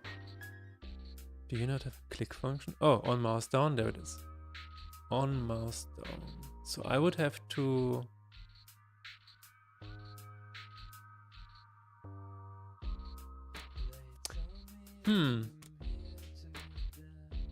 I've learned to avoid crowded areas. Yeah. How many hours do you think it takes to complete Faith and Despair with all the achievements? That's a good question. My wife played through all of the achievements and it took quite a few hours. I don't exactly know how much because she also completed the journal and the journal is not part of the achievements. I don't know, maybe 20 hours, maybe 30 hours. Something like that, maybe, yeah. And I am thinking about adding even more achievements, but we will see. We shall see. So if it is not active, hover and click. Okay, I can edit here. I can do the following, which is a little scary, but I will try. I will do this. Oh my god! If get key is down, then do we have? No, we don't have. Do we have a card game? Oh shit, we have a card game manager. That is crazy. I'm trying update. I think that's it. Oh, then we don't have a data. Do we need data? No. Data is not even in use. Wow, I'm only at day 5. I mean, the journal is not required to 100% achievements. There will be maybe an achievement where the completion of the journal is an achievement. I'm thinking about it. Good answer. It will take a long time. You like it? Okay. Cannot wait for Phase in Despair speedruns. Lakama less %. You know, that would be actually funny. That would be funny.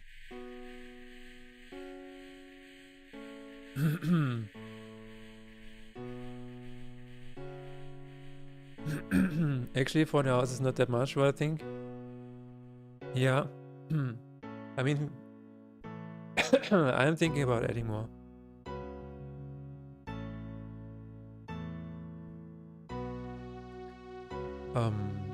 But yeah, I also, it is a weird thing because I also don't want to make it take too long to get all of the achievements. It is a bit of a balance.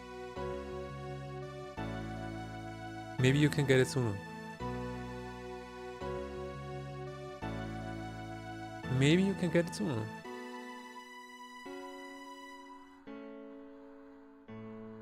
So this is actually... can this be a question mark? Can this be optional? I'm gonna ask Google or ChatGPT. Can I make data optional? I remember Stanley Parable where they made you change your system time to get an achievement. People will go the extra mile to 100% again. Yeah, I mean, exactly. And that is why you cannot make it too hard, because then it's like, yeah, people will find an easy way if you make it to take too long. But you can also change. You can just change the save file if you want. So I wanted to consciously leave the save file very open. Yeah, we will see. I can probably move this into a separate function.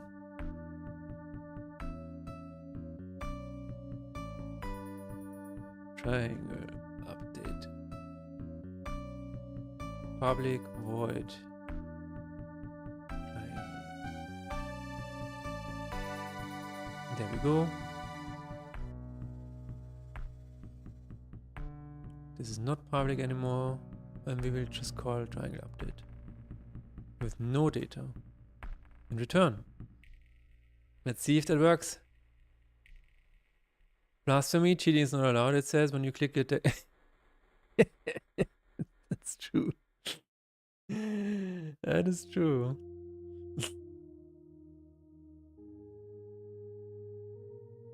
I mean, it's a single player game. That, you know, I really don't like when people try to do something and then it's like, then it's just a binary file and you can still find a way to change that. So I'm like, yeah, people will find a way anyway if they want to do it, if they want to cheat.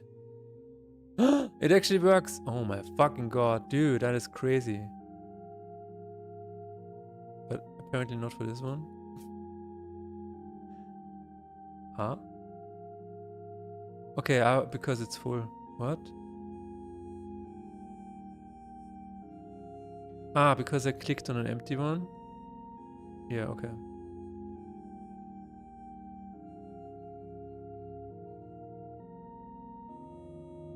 No, it works. It is the same as this. Didn't I have it so that it gets overwritten? I guess not. But yeah, it works with control now. It also works with the other control. Nice.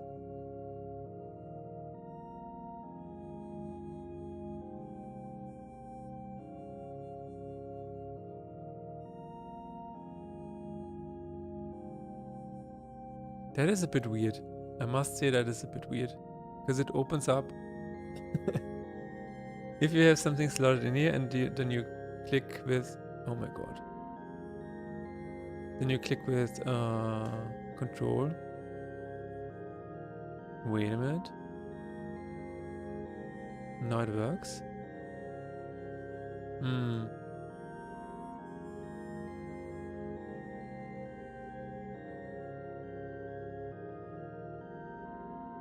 Do you have a roadmap till when you will make changes in quality of life changes? I do not have a roadmap, no.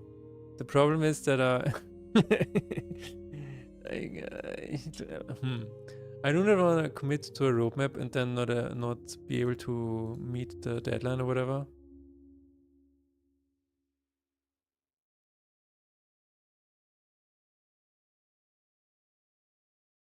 Oh, I think I know what I need to do. Hang on 1 second. Yes, that is what I need to do. That is what I need to do. Then it works. Nice. I have a... The problem is that if I say I will do an update in February, I mean, I have already said that I will do an update in February or March.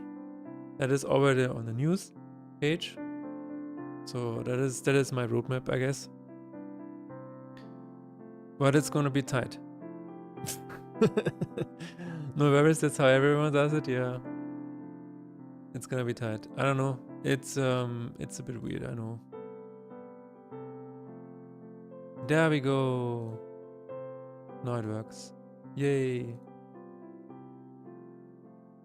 Cool.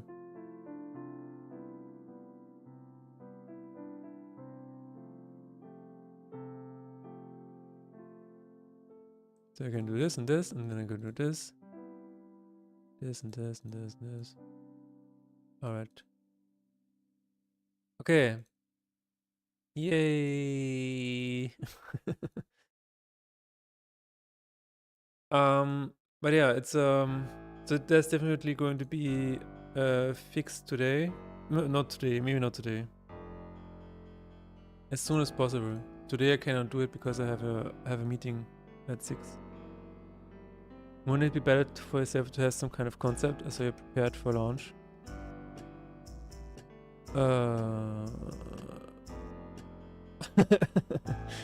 I mean, the problem is that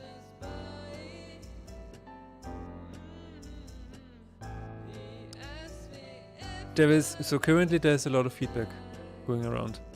For example, from Celebrity, from Baconator, and stuff like that. So this is all something that I want to take a look at least.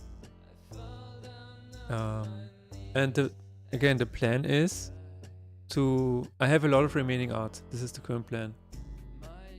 I have a lot of remaining art. If you take a look at card art. Oh, actually there's a tab here somewhere. Art. So this is, I have 2 bosses remaining, 2 curses remaining, and I think 5 blessings at least. And no, wait a minute, I think that's not true anymore. But I have 9 other blessing images that I wanna take a look at. So I will definitely, that is my plan. I will use up all of the remaining art And I also have another package by Will Art. He released Faces for Dying Land Volume 3, which means I can add new enemies. I wanna at least add 10 new enemies. I don't know if that's a good amount or not. And when I see enemies, I mean the special enemies that have names and stuff. So this is my plan. If that makes sense. But the reason I'm not being more specific is that I have a lot of feedback, and also Lufo is yelling in my ear to do stuff. And we will see. I have to make big decisions. That's basically what I'm saying.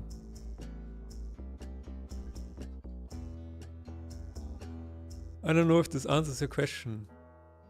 I hope it does. Okay. We have fixed this.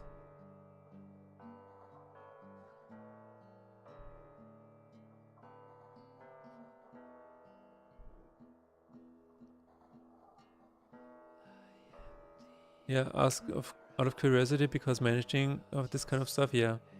No, the managing currently is, I have a lot of feedback that has come in. I have fixed bugs for today. So that is really good. So I hope I can release this. And you know, the problem with things like these is whenever you make an update like this, the risk is non-zero, I would say, that you add another bug. It's just the nature of the beast. So I have to be really careful what I add at this point. And because I wanna be able to quickly fix stuff at the moment in this launch period. So I will probably have to wait another week before I can actually try to make something big again, where I can make big changes that actually break the game. Because if I add the remaining curses, the new bosses and the new enemies and stuff, they will probably have new Lacrima, and new Lacrima will affect the entire game. So this is the problem that I'm having. Right now I want to be quick. I want to be able to make quick updates. And as soon as I break open the game, I'm not able to do that anymore. So yeah, you have to... It is a bit of a dance. Like for example, the battle log. I want to improve the battle log, yes. But that is a complete refactor. I think this is not going to be... It's going to require some time.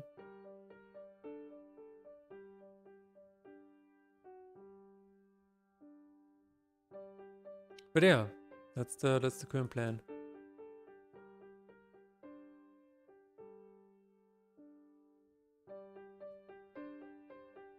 I'm just really glad that Brazilian Portuguese is in the game now. This was a really cool one.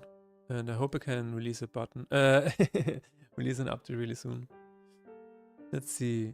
Upgrading Lacrima also through the cards. Yes, that's cool. The Rage and Class Cannon order. Name my creature. Never mind. John is confusing. I don't care. I mean, I care. I will have to do something about that. Oh yeah, the small particles. Yeah, I wanted to do something about that. Can I use the same as in the end screen? That would be cool, I think. Run creator. Game end pop-up, there it is. And we should have... where are then the particles? Is it just in... Wait. Cutscene rain, despair rain, face damage, Lacrima pack animation, game over animation. This is not the particle that I'm looking for.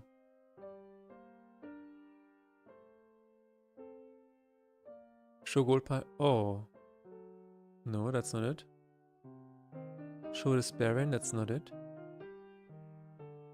No. Where do the particles come from? There's one more tiny thing on disk. Oh, on Discord? Let me see. Wait.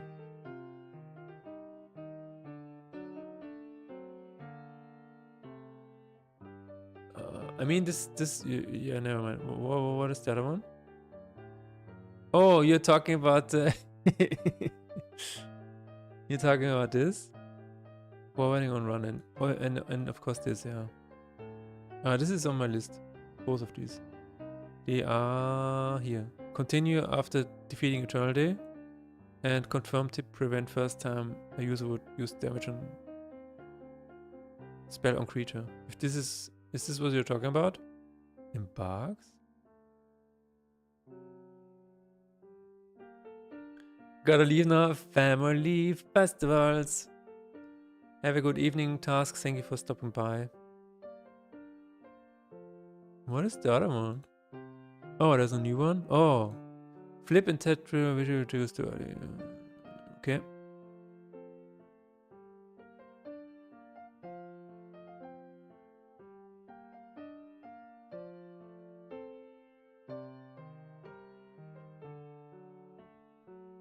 What?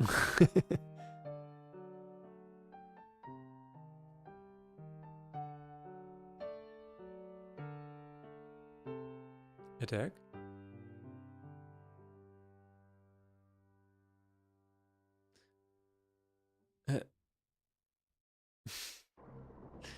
So the reason this happens is because this gets called before the creature actually attacks. So this is I mean, this is not a user issue. This is just the way it is set up is that before it attacks, it calls all of the Lacrima on its card, and then the card actually attacks. So it just waits for all of the actions to be complete. It's not a user issue. It's just a decision that I've made.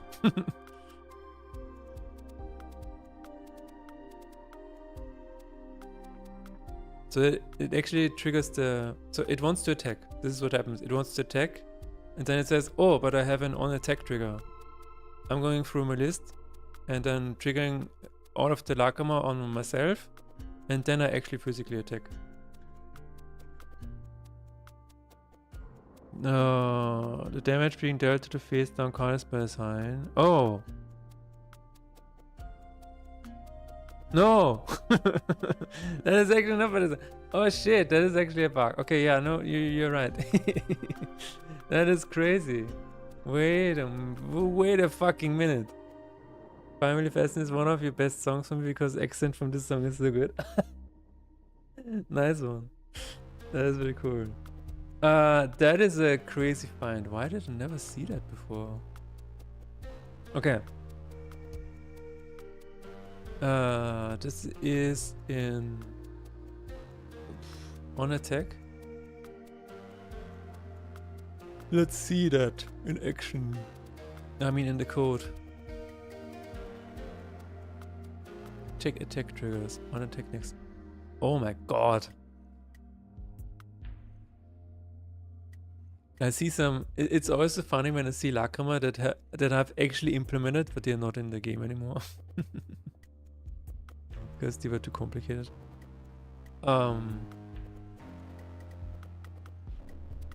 Wait a minute. Check attack triggers. Hold on 1 second. On attack. On attack. There you go. There you are. Family festivals. Extraterrestrials. Irritating smiles.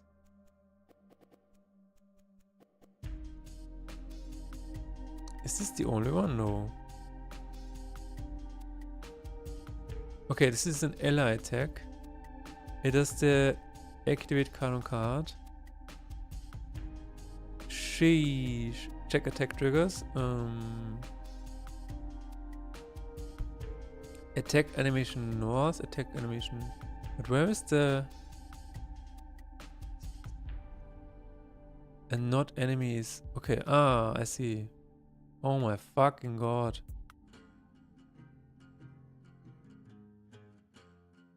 That is crazy.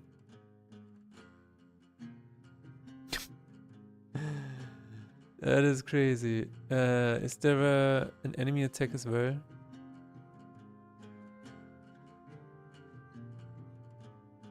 Yes.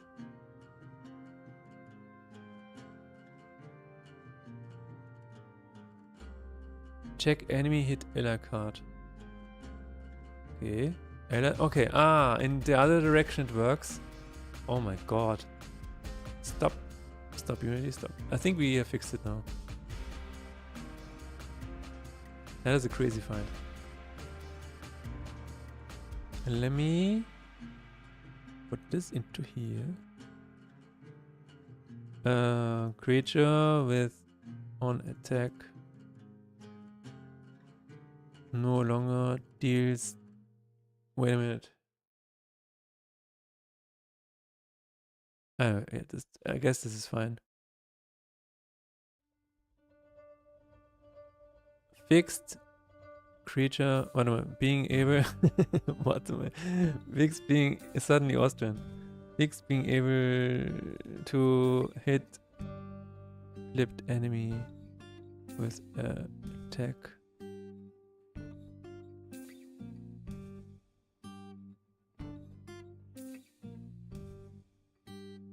Wow. Okay, let's see.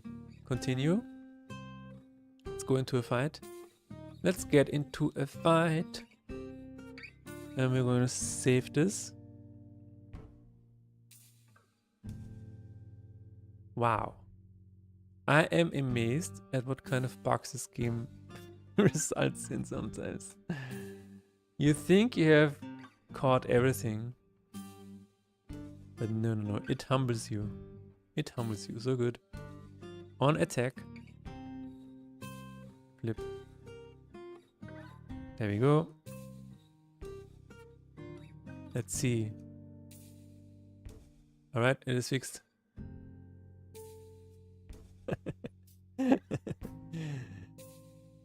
But Mother Sheep, this is completely imbalanced. What are you doing? Well?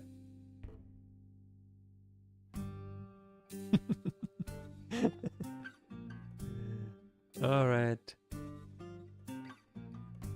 If you wanna play this round forever, then you can do that. But yeah, that's actually funny.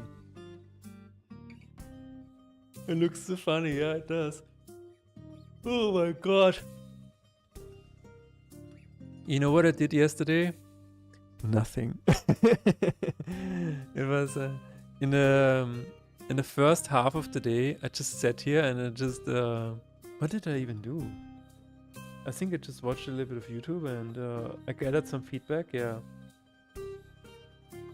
I was just like sitting here, and then I went into my second archery lesson, which was really cool.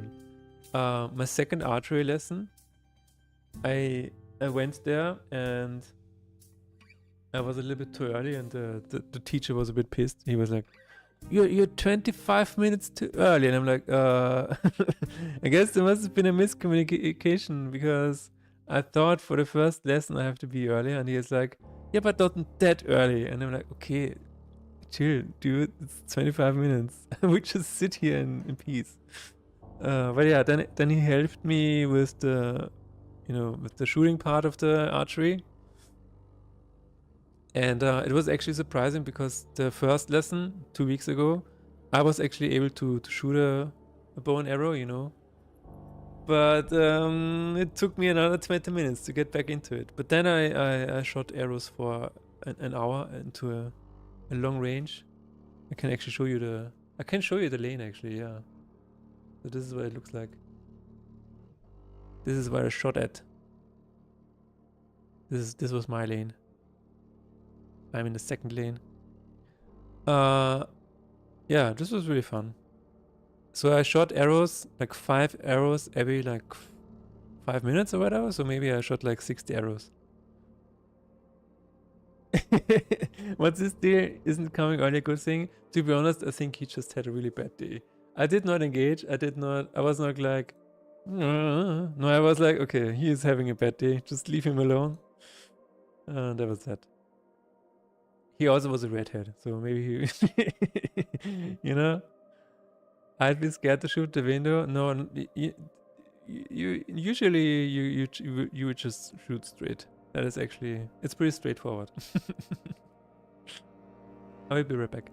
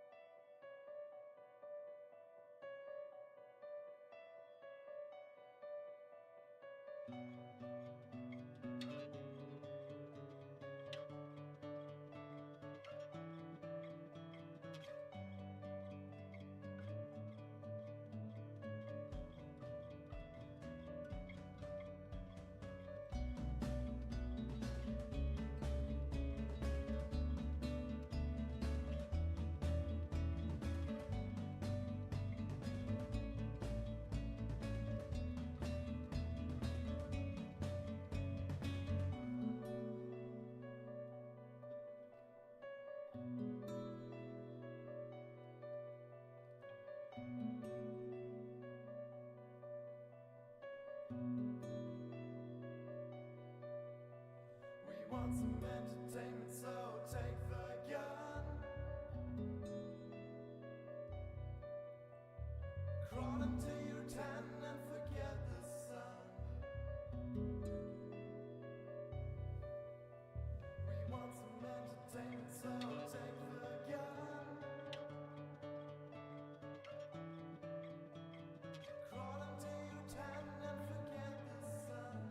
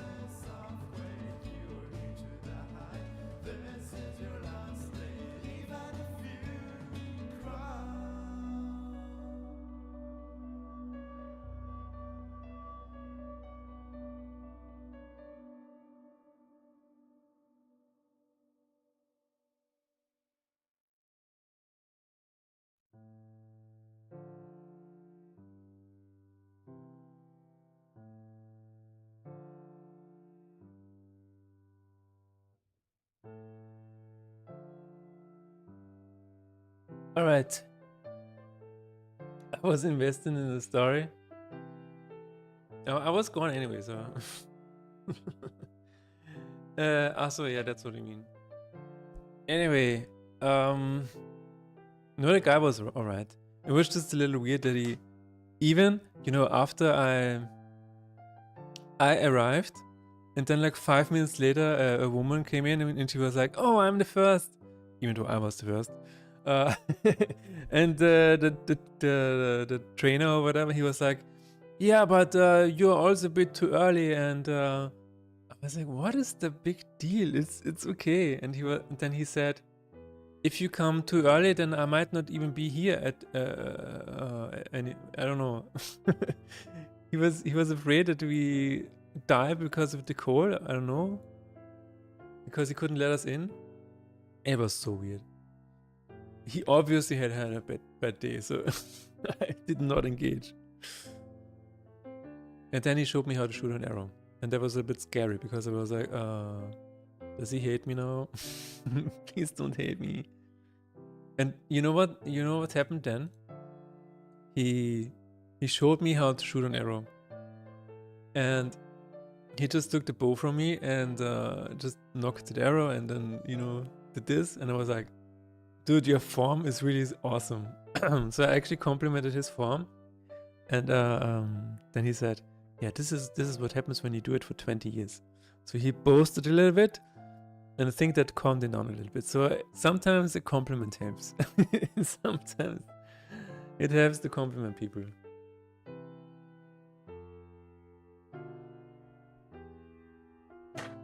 Alright. So I think we have fixed that issue that Gino posted. No, I don't want this. Okay. Okay. So this is done. This is done. This is also done. And this is done. This is done. I don't have the Are You Sure dialogue yet. The Are You Sure dialogue, by the way, is the same problem that I have with the confirmation.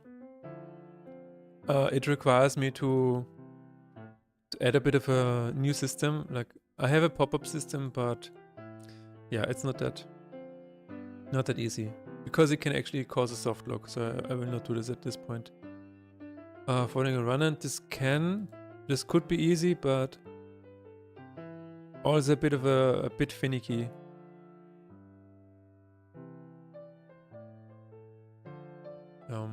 I have a similar thing already on my list, by the way, because I wanted to actually think about that the player could actually just continue with the next day automatically, but getting them back to the main menu of the journal is probably better. So I think I will do that, but it's not that straightforward.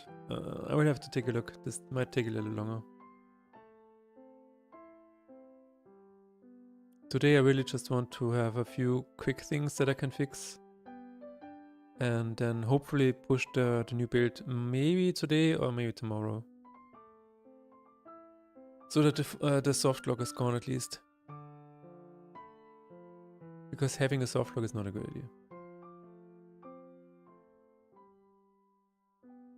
Text to show unlock text different. Okay. Names for automats, yes. Yeah. Where is this? Oh, create line particles? I think that's it. Is that it?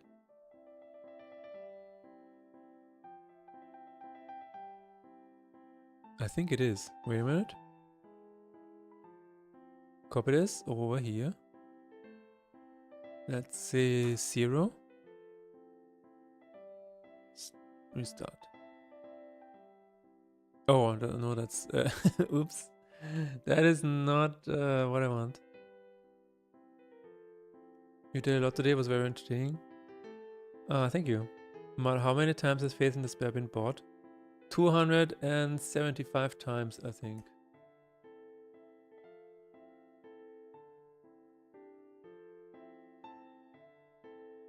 Let me see.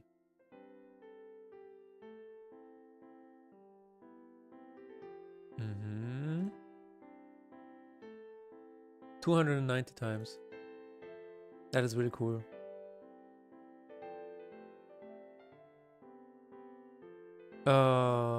Actually 270 times. Yeah. That's very nice. What was that? Oh yeah, the thingy. The particles. Can I do something really simple? Awesome news indeed, yeah. I have said this to my wife yesterday. Faith in Despair has made as much as all of my games and all of my stuff on Steam in the past 7 years in 2 days. So this is really, really cool.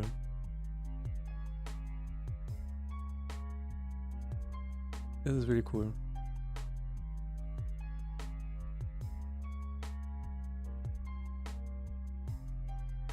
Where is the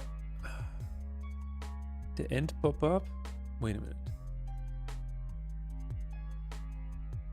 Is it in the credits? No, where's the where's the particle system? Come on. Gridlines particle system. Oh, maybe that's it. Wind run effect. Oh, okay. You will be a millionaire soon, I'm sure. We will see. Splash screen. Where is the splash screen? There it is. Paste this child, please. If it were that easy to repopulate the planet, just paste the child. This is a bit too high. Is also a bit too much. Let's say 10 particles.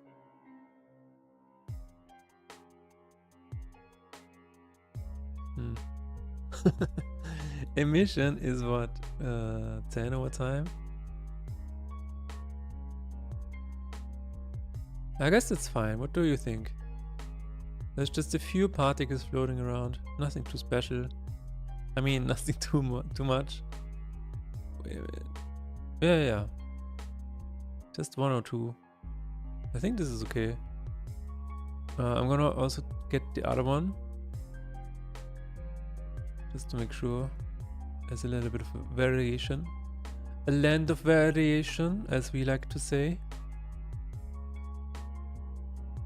Yes, it looks good. Cool. Thank you very much for the help. Let's see it in the game. Let's start.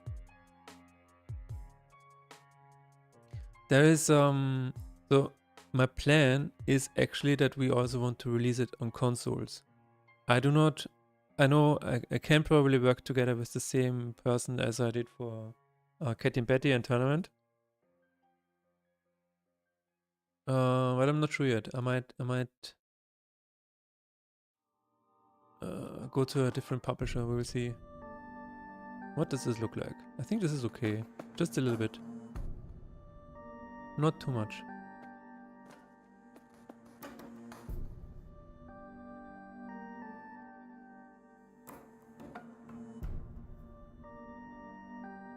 Is this alright? I think it is alright. It's not too much. Wait a minute, now there's nothing on screen. No, there it goes. It's just very not a lot. Oh, maybe I can wait a minute. 3D. Is it actually okay? Yeah, it is at 0. Yeah, no, I think this is okay.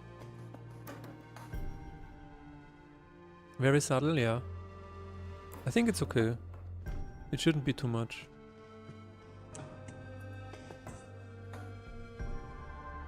Yeah.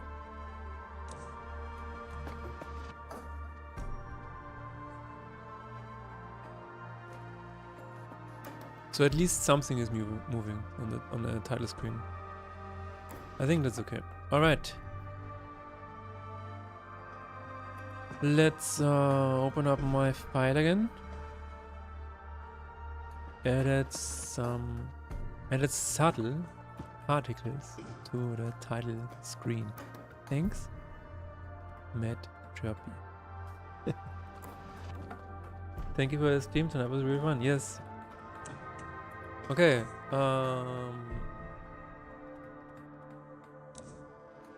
Yeah, I will see you on Monday definitely. We need to raid somebody though. Who can we raid? Clean stream? I don't know what that is. Coding stream? Alright. Let's see where it goes. Thank you everybody. Have a nice weekend everyone. And I will see you on Monday with another stream of Faith and Despair. Stay awesome as well, guys. Bye bye.